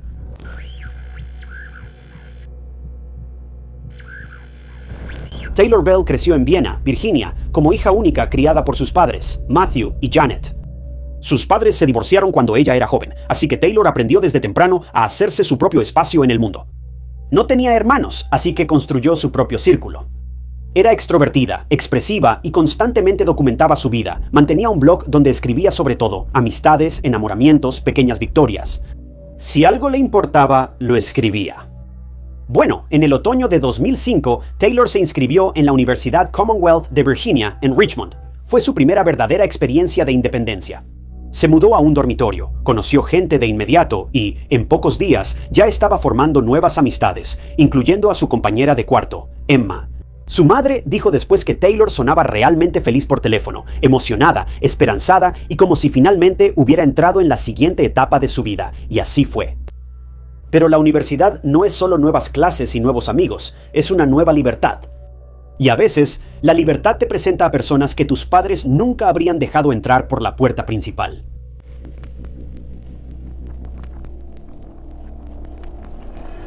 Era la noche del 5 de septiembre de 2005, y mientras las chicas, Emma y Taylor, se acomodaban en sus dormitorios y daban los últimos toques a su cuarto, el novio de Emma las visitó en el dormitorio de las chicas. Para no molestar a los dos, Taylor decidió salir del dormitorio un rato. Así que tomó sus llaves y le dijo a Emma que regresaría en un par de horas. Emma recuerda vagamente que Taylor quería reunirse con algunos amigos. Pero, trágicamente, esta sería la última vez que Emma vería a su nueva compañera de cuarto. Así que pasó el tiempo, y Emma después regresó a su dormitorio, pero no había señales de Taylor. Sus cosas estaban exactamente como hace un par de horas, pero Taylor se había ido. Emma no le dio mucha importancia y pensó que probablemente Taylor estaría de regreso en sus clases. Pero estaba muy equivocada. Al día siguiente, Emma fue a clase y cuando regresó, todavía no había señales de Taylor. Ahora fue cuando empezó a preocuparse. ¿Dónde estaba ella? Esta era la pregunta que pasaba por su mente a toda velocidad. ¿Acaso solo se perdió el primer día de clases? Esto no era propio de ella. Taylor, por su parte, estaba muy emocionada de comenzar sus clases universitarias. Estaba lista para empezar con todo este semestre. Pero ahora, parecía que no solo no había regresado a casa, sino que también se perdió su primera clase. Emma también revisó si el auto de Taylor estaba en el estacionamiento, pero tampoco estaba por ningún lado. Así que Emma decidió no esperar más de lo que ya había esperado, e involucró a la policía del campus y les notificó la desaparición de 17 años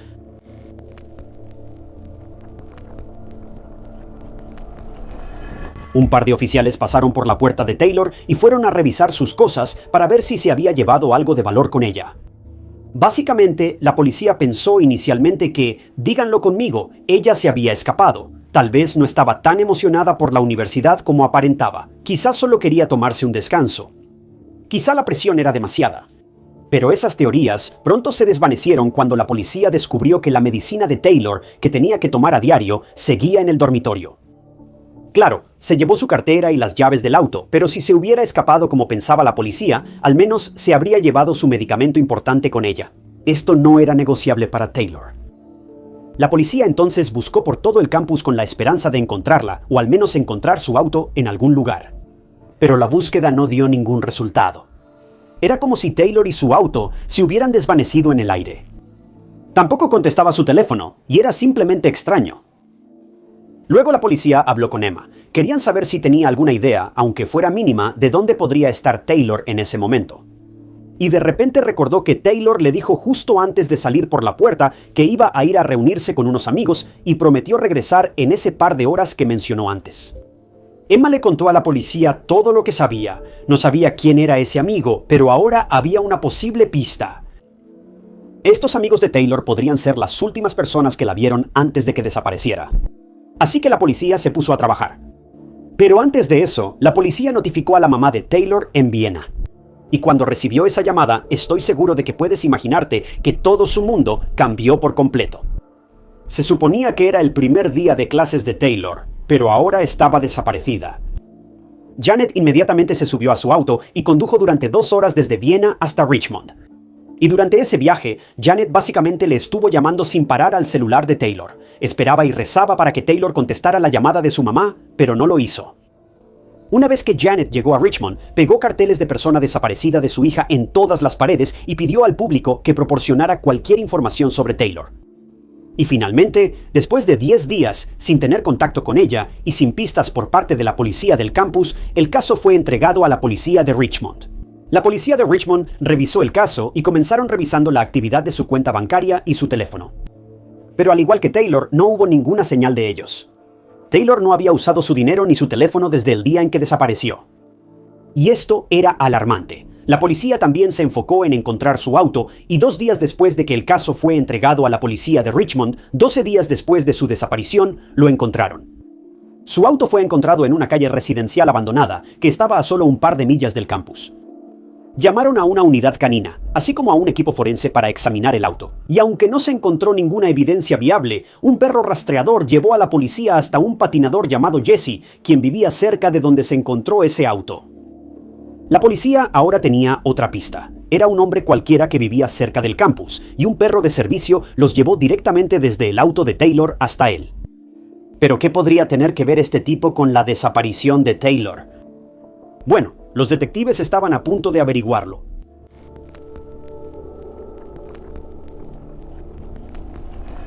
Así que Jesse fue interrogado por la policía y estaba completamente confundido. Él no sabía quién era Taylor, y cuando la policía confirmó dónde estaba la noche en que Taylor fue visto por última vez, prácticamente se toparon con una pared. Jesse tenía una coartada sólida para esa noche y realmente parecía que no tenía nada que ver con el caso. Finalmente lo dejaron ir y ya no fue considerado sospechoso. Pero eso no fue bueno para la policía porque ahora estaban de vuelta al punto de partida, sin pistas ni indicios sobre Taylor. Pero no se detuvieron ahí. La policía decidió investigar a los amigos con los que Taylor iba a reunirse esa fatídica noche. Así que revisaron las grabaciones de las cámaras de seguridad en los dormitorios.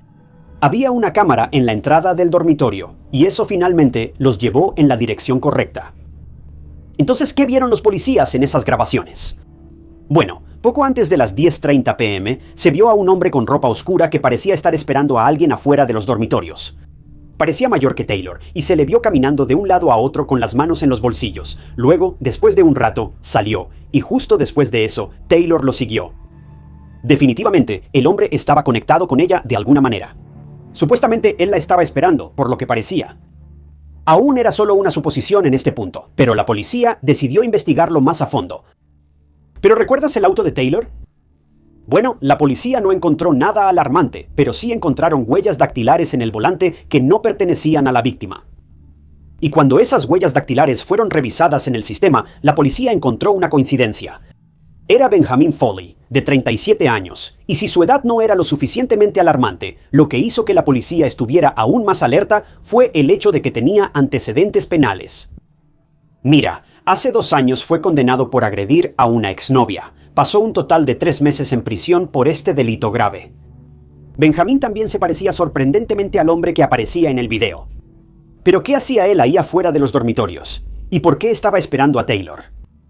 Bueno, Benjamin era un padre divorciado de 2 hijos, un fotógrafo principiante, y se describía a sí mismo como un patinador gótico de los años 80, sea lo que sea que eso signifique. Sorprendentemente, en realidad conocía a Taylor. Los dos se habían conocido hace algún tiempo, en 2005, antes de que ella fuera a la universidad, cuando vino a visitar la Universidad Commonwealth de Virginia con su papá en una jornada de puertas abiertas. Bueno, Taylor terminó quedándose a dormir en el departamento de una amiga y ahí conoció al compañero de cuarto de esa amiga, Benjamin, quien también era estudiante en la Universidad Commonwealth de Virginia. Según la mamá de Taylor, Janet Taylor y Benjamin terminaron involucrándose románticamente. Ahora, Janet recalcó que Taylor lo hizo únicamente por curiosidad y que no quiso tener nada que ver con ellos después de eso. Pero algunas fuentes informan que Taylor y Benjamin, después de este encuentro, siguieron en contacto por correo electrónico. Bueno, Taylor se reunió con Benjamin de nuevo cuando se instaló en sus dormitorios antes de comenzar sus clases. No hace falta decir que la policía quedó impactada cuando escuchó todo esto. Este hombre era 20 años mayor que Taylor, quien todavía era menor de edad en ese momento. Las piezas empezaban a encajar. Así que la policía llamó a Benjamin para interrogarlo en la estación y, como era de esperarse, él afirmó que no sabía qué le había pasado a Taylor esa noche. Según Benjamin, ella fue a verlo. Se sentaron un rato en su auto, lo que explicaba las huellas dactilares. Luego simplemente se fueron por caminos separados. Juró una y otra vez que realmente no sabía qué le había pasado a Taylor después de su encuentro. Pero la policía no le creyó nada. Claro, no tenían ninguna prueba incriminatoria contra este tipo, pero eso no duraría mucho. La policía obtuvo una orden de cateo para la casa de Benjamin, y cuando revisaron sus cosas y sus dispositivos electrónicos, quedaron completamente impactados. Benjamin tenía varias armas, y su computadora y discos duros estaban llenos de contenido inapropiado y explícito para adultos que involucraba a adolescentes. ¿Hace falta que diga más? Los CD, discos duros y todos los demás dispositivos de almacenamiento estaban etiquetados con una letra que coincidía con la de Benjamin. Definitivamente era su propiedad. Pero, fiel a su estilo, Benjamin lo negó todo. Echó toda la culpa a su vecino anciano fallecido, explicando que todas esas cosas se las había dado ese vecino a Benjamin. Este hombre tuvo el descaro de echarle toda la culpa a un vecino que ni siquiera está vivo. Cabe mencionar que la propia letra de Benjamin estaba garabateada por todos los discos duros, así que es bastante obvio. Bueno, la policía obviamente no creyó nada de esto y arrestaron a Benjamin en septiembre de 2005 por posesión de este material explícito. Ahora, lo único que quedaba era averiguar la implicación de Benjamin en la desaparición de Taylor.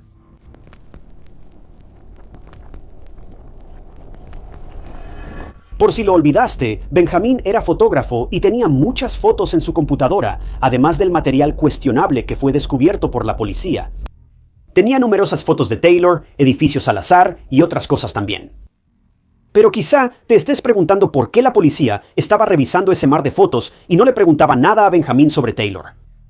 Bueno, Benjamin no soltaba nada. Tenía la boca cerrada y no hablaba con la policía ni daba ninguna información sobre Taylor o lo que le pasó. Así que la policía tuvo que investigar por su cuenta. Y después de mostrar las fotos que Benjamin tomó a muchas personas que lo conocían, una persona identificó una foto en particular. Era la exnovia de Benjamin, con quien había terminado recientemente, y ella encontró algo familiar en ese montón de fotos. Era una foto de una casa abandonada donde sus padres vivieron alguna vez en el condado de Matthews, pero le sorprendió ver la foto de esa casa entre esas imágenes porque era bastante discreta. Pero no para la policía, ellos decidieron enviar a un equipo para registrar esa casa abandonada. Estaba a unos 160 kilómetros de donde Taylor fue visto por última vez, pero los investigadores tenían que intentarlo. Ya casi se cumplía un mes desde la desaparición de Taylor, y cuando la policía registró el área alrededor de la casa en el condado de Matthews, se toparon con un barranco y fueron golpeados por ese olor fuerte e inconfundible. Las cosas no pintaban bien. Finalmente la policía hizo un descubrimiento devastador. Como era de esperarse, encontraron restos cerca de ese barranco y, según los registros dentales, pertenecían nada menos que a Taylor Bell, de 17 años. Debido al estado de los restos, fue imposible determinar la causa de su muerte. Pero ahora, la búsqueda de Taylor finalmente había terminado. Pero no fue un buen final. Taylor, que solo tenía 17 años, perdió la vida. Y la vida, como la conocían los padres de Taylor, nunca volvería a ser la misma. Tras el descubrimiento, Benjamin ahora era mucho más cooperativo y abierto a hablar con la policía. Quizá él sabía que ya estaba acabado, y para este punto ya estaba en la cárcel por esos videos ilegales que tenía en su poder, así que supongo que ya había terminado de ocultar cosas. Según Benjamin, Taylor lo había llamado porque quería verse con él. Al parecer, ella había terminado con su novio, y todos sabemos cómo es eso. Benjamin afirmó que Taylor estaba molesta y muy enojada cuando él llegó. No sé si la policía habló con Emma sobre cómo se veía y sentía Taylor ese día, pero según lo que sabemos, Taylor parecía estar como siempre, así que no sabemos con certeza si esta parte de la historia es cierta o no. Pero Benjamin le dijo a la policía que Taylor fue a su departamento y que ambos tuvieron relaciones físicas, pero aparentemente esto no fue suficiente para Taylor. Ella y Benjamin luego regresaron al dormitorio para recoger las llaves de su auto y algunas otras cosas porque supuestamente ella tenía un plan en mente. Ahora, esto fue después de las 10 p.m. Si recuerdas, las cámaras de seguridad también mostraron a Taylor entrando al dormitorio y a Benjamin esperándola afuera. Esto corroboró los hechos. Bueno, Taylor le dijo a Benjamin que quería experimentar. Ahora, no voy a entrar en más detalles que eso. Puedes imaginarte el resto, pero los dos decidieron ir a una casa abandonada a 100 millas de distancia para supuestamente llevar a cabo esta fantasía, porque aparentemente un hotel cercano o algo así simplemente no era una opción. Para mantenerlo apto para todo público, Taylor básicamente le pidió a Benjamin que la ahorcara, pero él se negó. Y después de esto, aparentemente ella se enojó con él y empezó a amenazarlo. Ella le dijo que si no hacía lo que le pedía, iría a la policía y les contaría todo sobre él y sobre cómo habían estado juntos desde que ella era menor de edad. Esto puso a Benjamin en una situación difícil, así que sintió que tenía que hacerlo. Pero en el proceso de llevar a cabo esta fantasía, Taylor perdió la vida. Las acciones de Benjamin escalaron más allá del punto de no retorno, y naturalmente, después de lo sucedido, se asustó mucho. Tenía miedo de ser atrapado, así que necesitaba pensar en un plan rápidamente. ¿Y qué se le ocurrió? Bueno, en vez de ir a la policía, decidió que lo mejor era deshacerse del cuerpo de Taylor cerca de la casa abandonada y fingir que nunca pasó nada. Pensó que saldría ileso de las consecuencias. No pidió ayuda, no llamó a la policía. Simplemente se deshizo del problema. Y Benjamin siguió su camino tan tranquilo. También dijo que estaba bajo la influencia durante el acto y no se dio cuenta de que había llegado tan lejos. Básicamente está tratando de echarle toda la culpa a Taylor, quien obviamente ya no está para contar su versión de la historia, lo cual curiosamente es exactamente lo que intentó hacer con su supuesto vecino. Echarle sus crímenes a los fallecidos porque no pueden defenderse. Bueno, a estas alturas ya era difícil determinar qué le había pasado siquiera a Taylor, dado el estado de los restos. Pero no creo que Benjamin sea realmente una persona confiable para empezar. Él cambiaba su historia continuamente, iba y venía, y como la mayoría de los sospechosos, se negó a asumir cualquier responsabilidad por el asesinato. En la mente de Benjamin, todo fue culpa de Taylor. Fue un accidente, y él simplemente hizo todo lo que Taylor le pidió porque no quería ser atrapado. Bueno, los investigadores dejaron que Benjamin siguiera con cualquier historia que estuviera diciendo porque sabían que estaba mintiendo de una forma u otra. Iba a ser juzgado por asesinato de todas formas, así que básicamente solo dejaron que el tipo hablara. Pero revisaron cada publicación en redes sociales, cada entrada de blog y cada diario personal de Taylor. Y ni una sola vez hubo algún indicio o señal de que Taylor hubiera estado interesado en este tipo de cosas. Para colmo, la policía también encontró cinta adhesiva en la ropa de Taylor, y esto indicaba una realidad muy oscura de todo el incidente. Aunque Benjamin intentó explicar lo de la cinta adhesiva, echándole la culpa a Taylor una vez más, la policía estaba segura de que Benjamin ocultaba algo, o al menos no estaba diciendo la verdad sobre cómo ocurrieron los hechos. Él cambiaba su versión cada vez que se mencionaba un nuevo detalle y de alguna manera lo conectaba todo con Taylor, afirmando que todo era culpa de ella.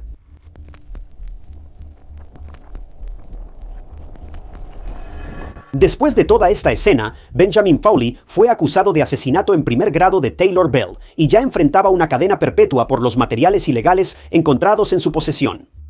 Pero decidió aceptar un acuerdo de culpabilidad. Presentó una declaración Alfred por el cargo de asesinato en segundo grado. Básicamente, sabía que la fiscalía tenía suficiente evidencia para condenarlo, pero no admitió ninguna culpa por el crimen. Se presentó en la corte con fotos de sus hijas, quizás suplicando clemencia. Pero esto solo se vio como un movimiento repugnante usar fotos de sus propias hijas como palanca en un caso criminal que involucraba a una adolescente. Ni siquiera puedo comprender eso. Este hombre nunca debería volver a estar cerca de sus hijas, mucho menos cerca de cualquier mujer o cualquier niña jamás. Ahora, esta parte podría enojarte, pero como parte del acuerdo de culpabilidad, también se eliminó la cadena perpetua, y a Benjamin se le dio una sentencia de prisión de 30 años, lo que significa que casi con certeza volverá a salir al mundo libre en algún momento. En su juicio, ni siquiera se dirigió a la familia Bell, ni se disculpó por lo que le hizo a una joven tan increíble que solo estaba emocionada por comenzar la universidad. Según los abogados de Benjamin, él estaba reacio a aceptar ese acuerdo de culpabilidad y tenía una alta opinión de Taylor, y nunca quiso hacerle daño intencionalmente de ninguna manera. Pero como todos sabemos, esto probablemente fue una mentira al 100%. Benjamin solo quería una cosa de ella, y estaba decidido a conseguir esa cosa de una forma u otra. La mamá de Taylor, con quien Taylor era muy cercana, ya que prácticamente vivía sola con ella después del divorcio de sus padres, estuvo presente en la sentencia y estaba increíblemente emocionada. Ella estaba agradecida de no tener que pasar por un juicio doloroso, pero no había nada que el sistema de justicia ni nadie pudiera hacer para aliviar su dolor y esta pérdida inconmensurable. Janet dice que nunca podrá encontrar un verdadero cierre después de perder a su hija, su mejor amiga y una persona que era tan importante para ella. Ella siente una culpa extrema por haber permitido que su hija saliera con un hombre 20 años mayor que ella, y dice que esto fue una lección dolorosa para ella. Ella les suplicó a otros padres que tengan cuidado con las personas en Internet y que protejan a sus hijos impresionables y con quien interactúan en línea, porque nadie sabe realmente quién está detrás de la pantalla. Como legado de Taylor, sus padres abogaron para que otros padres levanten el velo y hablen con sus hijos adolescentes como amigos, y les advirtieron sobre los peligros del comportamiento depredador y los extraños que pueden conocer en línea. El Internet, especialmente en estos días, es un lugar aterrador para que los niños estén. Pero también, si no hubiera sido por el Internet y las fotos de la computadora de Benjamin y su cuenta de MySpace, probablemente nunca habrían encontrado a Taylor y sus padres probablemente nunca habrían podido decirle un último adiós a su amada hija. Después de todo, Taylor fue sepultada el día después de lo que habría sido su cumpleaños número 18, el 14 de octubre de 2005. Era hija única y perdió la vida de manera tan trágica. Nunca sabremos realmente qué le pasó a Taylor esa fatídica noche, pero la pérdida pesa mucho en todos los involucrados. Este es otro caso más en el que Internet permitió que las personas ocultaran su verdadero yo de sus víctimas. Y por favor, sin nada más, que la historia de Taylor sea una lección para los padres en todas partes. Siempre vigilen a sus hijos y lo que hacen en línea. Hay muchísimas personas increíblemente terribles allá afuera, esperando a niños que tal vez no sepan nada mejor. Desafortunadamente, Taylor no pudo salir de esa situación, pero por favor, no dejen que uno de sus hijos termine de la misma manera.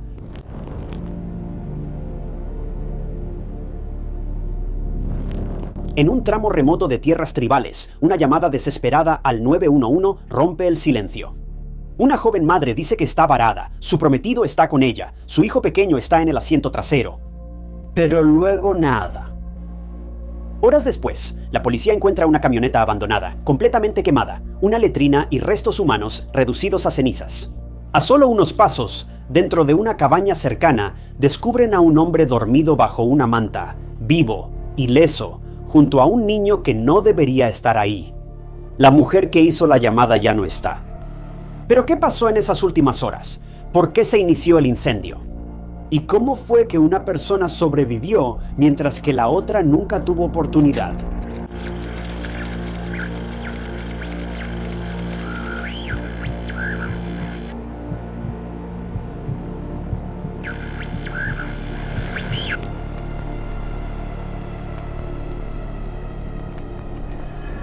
El 16 de mayo de 2020, justo antes de las 8 p.m., el Departamento de Policía de Winnebago recibió una llamada de una mujer que claramente necesitaba ayuda. Según la mujer, ella, su prometido y su hijo de 4 meses estaban atrapados en su vehículo en un camino lodoso en una zona remota de la Reserva Winnebago. El Departamento de Policía envió a 2 oficiales de conservación de Winnebago al lugar y ellos fueron a buscar a las personas atrapadas en el vehículo. No encontraron a nadie, pero sí lograron encontrar un vehículo abandonado, una GMC Yukon. Los oficiales revisaron el interior del auto y no había nadie dentro. Tampoco parecía alarmante por dentro, todo estaba normal y no parecía sospechoso en absoluto. Pero los oficiales aún necesitaban encontrar a las 3 personas que solían estar en ese vehículo, así que condujeron hasta Waltil, pero no había señales de nadie allí. Los oficiales entonces buscaron y dieron por terminado el operativo cuando simplemente no pudieron encontrar a nadie. Un par de horas después, sin embargo, un par de oficiales de conservación de Winnebago y bomberos respondieron a un incendio en una letrina junto a una cabaña en una zona cercana. Esta zona estaba bastante cerca del lugar donde se encontró el vehículo abandonado. La letrina estaba rodeada de llamas naranja brillantes y, tristemente, no había nada que se pudiera salvar. El incendio fue apagado por los bomberos, y luego, cuando fue seguro entrar, los oficiales de conservación de Winnebago y los bomberos evaluaron la letrina. Cuando entraron, fue entonces cuando encontraron restos humanos carbonizados. Muy de repente, las cosas tomaron un giro muy escalofriante, y este incendio no fue un accidente, fue provocado por alguien. Y ahora, al ver lo que los oficiales habían descubierto, tenían una idea de por qué. Y luego los oficiales decidieron registrar la cabaña que estaba justo al lado de esa letrina, la cual no había sufrido daños. Entraron y casi de inmediato encontraron un colchón con una manta que estaba echada encima. Cuando los oficiales se acercaron a ese colchón y levantaron la manta, un hombre se despertó sobresaltado debajo de ella. Estaba desnudo y antes de que llegara la policía, parecía que dormía sin preocuparse por nada en el mundo. Pero los oficiales notaron algo más también. El hombre no estaba solo.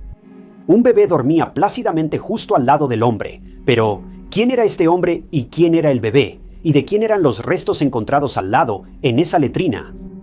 ¿Qué estaba pasando? Bueno, la policía le preguntó al hombre quién era, y él respondió que su nombre era Jonathan, y que el bebé era suyo y de su prometida, y que el nombre de su prometida era Cozy Decora. Luego, la policía preguntó por dicha prometida. Ella no estaba por ningún lado. Sin embargo, en el fondo, sabían que probablemente había ocurrido algo terrible, así que los restos fueron enviados para su identificación. Fueron examinados por expertos forenses, pero no pudieron determinar una causa definitiva de muerte. Las brasas habían borrado casi todos los rastros de evidencia y todas las pistas. Los restos tuvieron que ser identificados mediante registros dentales, y cuando salieron los resultados, los restos pertenecían nada menos que a Cozy Decora, de 22 años, la prometida de Jonathan. El mismo hombre que fue encontrado durmiendo con su bebé en la cabaña justo al lado de la letrina en llamas. La policía quedó impactada. Si Jonathan estaba justo al lado de Cozy, entonces ¿por qué no hizo nada para salvarla de ese incendio? ¿Y dónde estaba su ropa?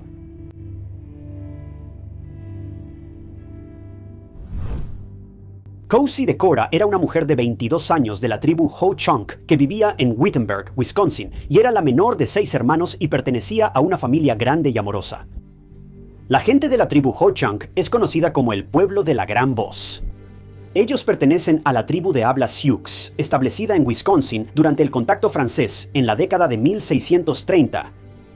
La tribu Ho-Chunk tiene varias historias de origen. Algunos sugieren que la tribu migró al medio oeste desde la costa este entre los años 800 y 1200 después de Cristo, viniendo desde el río Ohio.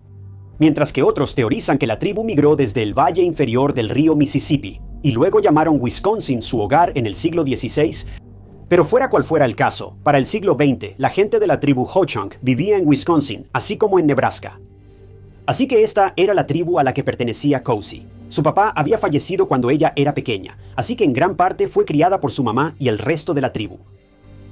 Cozy también era muy religiosa y una persona con una risa contagiosa. Además le gustaba mucho bailar y correr. En general, ella era simplemente un espíritu libre. Después de graduarse de la preparatoria, Cozy se mudó a Nebraska, pero después de esta mudanza comenzó a tener problemas con la adicción al alcohol. Ahora, no sabemos exactamente cuándo sucedió todo esto, pero lo que sí sabemos es que, en el momento del caso de hoy, Cozy llevaba bastante tiempo sobria y estaba en camino de cambiar su vida. Poco después, Cozy conoció a un hombre llamado Jonathan Daniel Rooney, quien era de Winnebago. No sabemos cuándo comenzaron su relación, pero lo que sí sabemos es que Cozy terminó embarazada y ambos tuvieron 3 hijos, siendo el más pequeño un bebé de 4 meses. Llamaron a sus hijos Myla, Kyson y Titus.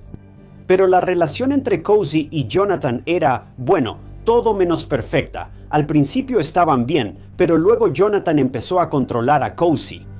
Era muy manipulador, abusivo física y emocionalmente y bastante volátil. Incluso llegó a amenazar con hacerle daño grave a Cozy en un momento, y no era un secreto para los amigos y la familia de Cozy que ella estaba en una relación abusiva con Jonathan. Supongo que fue durante su relación con Jonathan cuando la salud mental de Cozy empezó a deteriorarse, lo que la llevó a su adicción. Pero sinceramente, esto es solo una suposición de mi parte. Esta información nunca se compartió públicamente. Pero aunque la relación no era ideal, Cozy y Jonathan siguieron juntos, e incluso se comprometieron.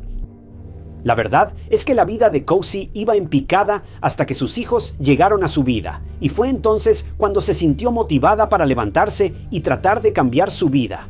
Y en palabras de la propia Cozy, sus hijos fueron su salvación. Cozy estaba viviendo en un estado muy deprimente en ese momento, pero cuando se convirtió en mamá, fue como si tuviera un propósito renovado en la vida. No podía arruinar su propia vida cuando tenía a sus hijos, de quienes cuidar. Y si Cozy era algo, era una madre amorosa. Ella esperaba cambiar para mejor, por el bien de sus hijos.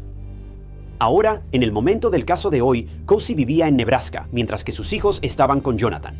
Supongo que debido a la crisis de Cozy, los niños quedaron al cuidado de Jonathan mientras Cozy se recuperaba.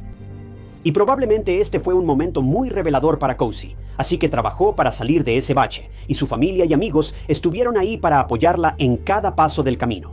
Y finalmente, en mayo de 2020, Cozy celebró sus 3 meses de sobriedad y estaba haciendo planes para regresar a Wisconsin y recuperar a sus hijos. Ella estaba mejorando y ahora quería seguir siendo una buena madre para sus hijos, cumplir sus deseos y realmente estar ahí para ellos.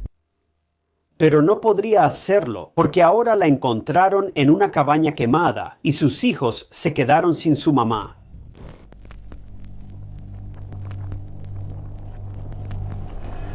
Después del descubrimiento e identificación de los restos de Cozy, la policía le dio la noticia a su familia y quedaron devastados. Cozy estaba recuperando su vida y ya estaba lista para recuperar a sus hijos y estaba en proceso de regresar a Wisconsin para reunirse con ellos para siempre. Pero ahora esto pasó. Y ella estaba con Jonathan, y él por otro lado fue encontrado relativamente ileso. La familia de Cozy quedó devastada con esta noticia y probablemente un poco sospechosa. La policía también estaba confundida por toda esta escena. Cozy llamó al 911 un par de horas antes de que la encontraran. ¿Pero por qué llamó al 911? ¿Realmente estaba en problemas en ese momento y su auto realmente estaba atascado en el lodo o era otra cosa? Solo Cozy y Jonathan sabían las respuestas a esas preguntas, y trágicamente, uno de ellos ya no estaba aquí para contar su versión de la historia. Así que la policía investigó más a fondo la cabaña y la letrina y llevaron a Jonathan para interrogarlo. Cuando los oficiales entraron a la letrina, que ahora estaba bastante quemada, empezaron a buscar cosas que pudieran estar relacionadas con lo que le pasó a Cozy hace solo unas horas. Bueno, desde el principio encontraron algunas cosas bastante extrañas.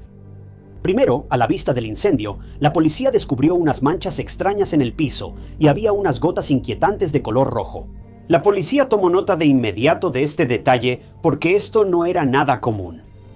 Luego, la policía también descubrió una marca roja junto a una parrilla de gas que era similar a una huella de mano. No sabemos de quién era la huella de mano ni si se comparó con Jonathan o algo así, pero de todas formas seguía siendo alarmante. Tampoco sabemos si la policía encontró alguna evidencia de que se usara un acelerante en el incendio. Aún así, la policía continuó con su búsqueda. Revisaron completamente la letrina y la cabaña, pero no pudieron encontrar ni una sola cosa, y era algo muy importante. La ropa de Jonathan. Les pareció muy extraño que Jonathan fuera encontrado prácticamente desnudo por la policía. ¿A dónde se había ido su ropa? ¿Por qué Jonathan, presumiblemente, se deshizo de ella? Bueno, esto era algo que solo Jonathan podía responder, así que ahora centraron su atención en él, esperando que fuera él quien resolviera el caso y explicara todo. Pero lo que Jonathan tenía que decirle a la policía no era en absoluto lo que ellos esperaban.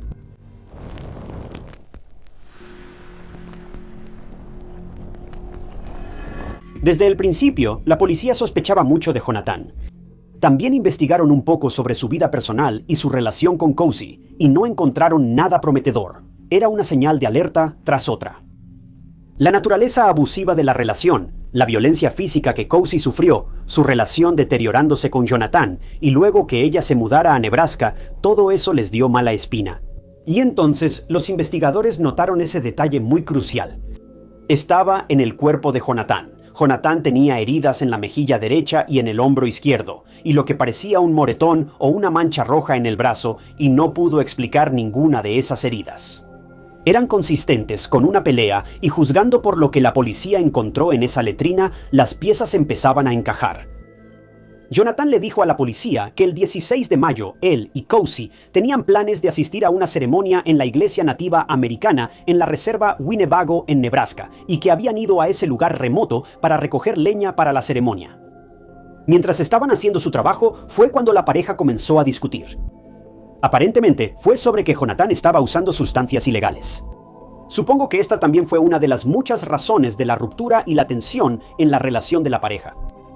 Pero no estoy 100% seguro de esto. Pero luego Jonathan le dijo a la policía que Cozy se puso violenta con él y procedieron a sacarlo de la caseta y luego cerraron la puerta. Por eso encontraron a Jonathan en la cabaña durmiendo en el colchón. Según Jonathan, él no sabía lo que había pasado y afirmó que lo habían drogado y que le habían tendido una trampa por el ataque a Cozy. ¿Pero por quién? No lo sabemos. Además, esto parece un salto bastante grande. Es una suposición muy grande saltar de inmediato a decir, me drogaron. Así que los investigadores decidieron indagar para obtener más detalles. Le preguntaron directamente a Jonathan si sentía que las cosas se habían salido de control esa noche. Y Jonathan sí admitió que sentía, cito, que Cozy y su comportamiento lo habían acorralado. Sea lo que sea que eso signifique. Y después de esto, Jonathan dejó de cooperar por completo con los investigadores y pidió un abogado, lo que básicamente fue el final de la entrevista por ahora. Muy pronto, el FBI también se involucró en el caso de Cozy, y un informe de pruebas reveló que dentro del vehículo abandonado, que fue encontrado a bastante distancia del excusado y la cabaña en la reserva, había un bidón de gasolina y una motosierra.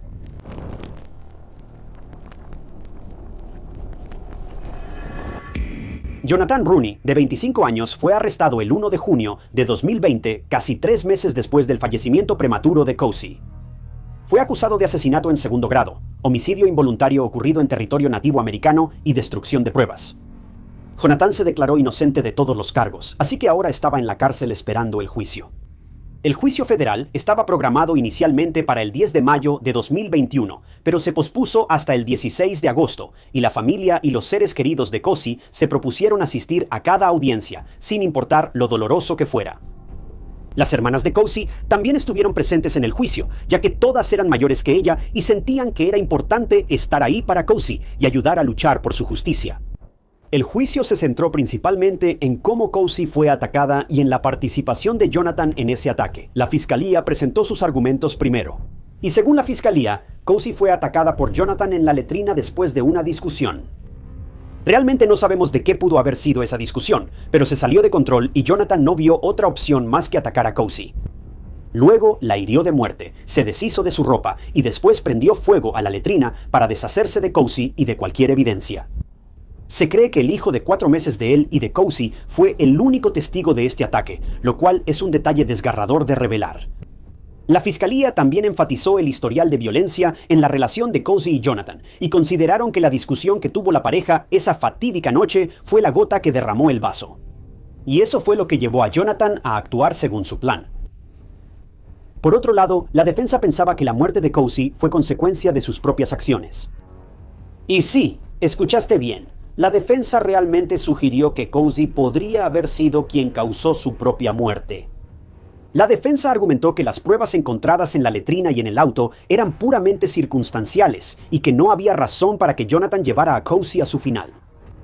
La defensa describió a Cozy como alguien que frecuentemente tenía pensamientos oscuros sobre acabar con todo y que esto podría haber sido la razón que llevó a esa tragedia.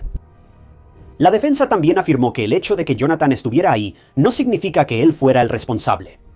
Y tampoco tomaron en cuenta el historial de violencia y abuso de Jonathan, simplemente ignoraron todo eso por completo.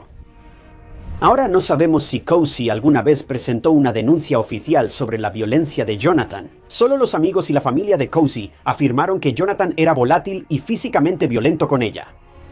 Pero la defensa realmente no pudo explicar la ropa desaparecida de Jonathan, las inquietantes manchas rojas encontradas en la letrina y las lesiones de Jonathan. Así que ahí está eso. El juicio terminó con ambas partes presentando sus argumentos, y al final, el jurado de 12 personas deliberó durante todo un día antes de llegar al veredicto de que Jonathan Rooney fue declarado no culpable de asesinato en segundo grado. Pero fue declarado culpable de homicidio voluntario, así como de destrucción de pruebas. La sentencia por el cargo de homicidio era de un máximo de 15 años, y junto con esto, a los delincuentes convictos se les puede imponer una multa máxima de $250,000 y un periodo de libertad supervisada de 3 años. Mientras que por la manipulación de pruebas, la pena era de hasta 20 años. Bueno, la sentencia de Jonathan se llevó a cabo el 11 de marzo de 2021 y se le dio una sentencia colectiva de 25 años en una prisión federal, lo cual la familia de Cozy sintió que no era ni cerca suficiente para el daño y el dolor que Jonathan causó a la familia de Cora. Los amigos y la familia de Cozy incluso se comunicaron con la oficina del fiscal de los Estados Unidos para pedir un castigo más severo para Jonathan. Su familia luchó por un trato justo en el Tribunal de Justicia, pero al final, 25 años fue todo lo que él recibió, mientras que Cozy ni siquiera pudo vivir para ver los 25 años de edad.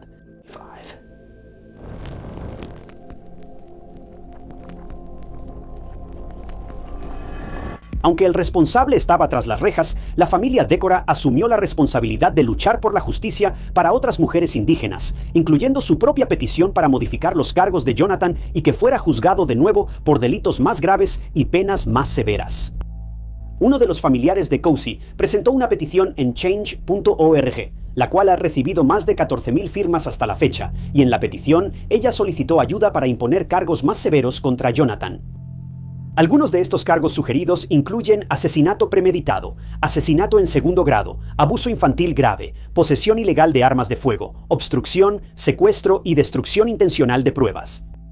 Stacy también señaló diferentes factores agravantes que hacen que el ataque a Cozy y el crimen que cometió Jonathan sean castigables con la pena de muerte. Según Stacy, hay 9 factores de este tipo que hacen que el ataque a Cozy sea mucho más atroz. Y para explicar a qué se refiere realmente, solo escucha esto. Entonces, número 1. El asesinato se cometió con el fin de ocultar la comisión de un delito o de ocultar la identidad del autor de dicho delito. 2. El agresor conscientemente creó un gran riesgo de muerte para varias personas, Cozy y su hijo. 3. El asesinato se cometió a sabiendas para interrumpir o dificultar el ejercicio legal de una función gubernamental o la aplicación de las leyes. Así que puedes ver que, dadas todas estas declaraciones, técnicamente no están equivocados. Jonathan, de hecho, hizo todas estas cosas y por lo tanto podría ser elegible para la pena de muerte. Pero el caso de Cozy no es el primero ni el último en la lista de ataques contra mujeres indígenas. Hubo muchas mujeres antes que ella y probablemente habrá muchas mujeres después de ella que tendrán el mismo trágico final, y en muchos casos la justicia ha sido retrasada, insuficiente o completamente ausente. Muchos activistas de MMIW llevaron sus protestas a las calles y a la televisión y expresaron sus preocupaciones sobre el sistema judicial por no darles a estas mujeres y a sus víctimas una justicia justa. El punto es que los beneficios están a la vista de todos, pero de alguna manera nunca los atrapan. Y esto es lo que lleva a la insatisfacción al final para todas estas familias en duelo de mujeres indígenas. Muchas personas parecen culpar a los nativos por su propio sufrimiento, afirmando que sus tribus hacen increíblemente difícil que la policía haga bien su trabajo, diciendo que los líderes de esas tribus y la policía simplemente siguen interfiriendo entre sí. Así que la policía local simplemente se desentiende por completo, dejando muchos de estos casos sin resolver. Ahora, si eso es verdad o no, la verdad no tengo idea, pero ambos lados solo quieren culpar al otro. Pero el 16 de junio de 2020, una gran multitud de mujeres se reunió afuera del Tribunal Federal en Omaha. Estaban ahí con carteles en mano y consignas sonando a través de megáfonos. Los cánticos de justicia para Cozy y sin fianza, que lo mantengan en la cárcel, resonaban desde afuera hasta las salas internas del tribunal. Como alguien que ha amenazado a Cozy tantas veces y fue físicamente violento con ella, parece probable que Jonathan no pudo controlar su enojo esa noche. Ahora, estoy seguro de que mucha gente está molesta porque Cozy se quedó con Jonathan tanto tiempo, incluso tuvo hijos con él y se comprometió con él. Pero lo que tienes que entender es que la violencia doméstica y las relaciones abusivas nunca son fáciles de analizar o deshacer. Es muy fácil decir que una víctima simplemente debería dejar una relación abusiva desde lejos, pero nunca es tan sencillo. Las víctimas en relaciones abusivas y volátiles son destruidas, manipuladas y lavadas del cerebro por los agresores en gran medida, justo como le pasó a Cozy. Pueden quedar aún más atrapadas en la relación cuando el agresor intenta atarlas, ya sea con hijos, matrimonio o incluso un simple compromiso. Cozy tuvo hijos con este hombre, no podía simplemente irse como si nada. Y Jonathan tuvo éxito en mantener su control sobre Cozy.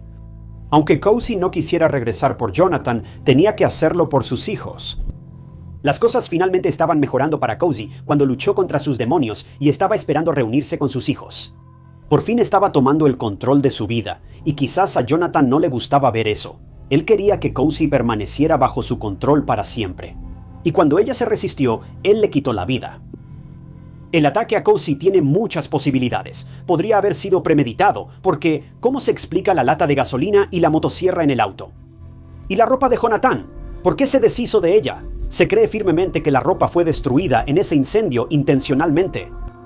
Una persona no se quita la ropa y la quema o la pierde en un área remota a menos que haya algo que no quiere que los demás sepan. Además, la llamada que Cozy hizo al 911 fue extraño en sí mismo. Pero algunas de las preguntas sin respuesta que todos seguimos haciendo son: ¿se analizó el ADN en la letrina? ¿Se analizó la motosierra para detectar ADN? ¿Cuál fue el motivo? ¿Qué pasó que llevó a Cozy a pedir ayuda en primer lugar? ¿Y alguien escuchó o vio algo durante ese tiempo cuando se descubrió el auto y se reportó ese incendio? Sí, era una zona remota, pero pudo haber habido algo, lo que fuera, que pudiera haber llevado a algunas respuestas. Hay tantas cosas que pudieron haber sucedido de una manera u otra, pero una cosa es segura. El fallecimiento de Cozy no fue por su propia mano. Simplemente no tiene ningún sentido. Ni siquiera sé cómo la defensa pensó que esto era una razón suficientemente buena para defender a Jonathan en la corte. Pero la verdad es que Cozy esperaba con ansias los cambios en su vida. No pudo haber tomado una decisión tan drástica. Solo espero que la familia de Cozy esté bien, especialmente después de perder a sus seres queridos de manera tan repentina e inexplicable.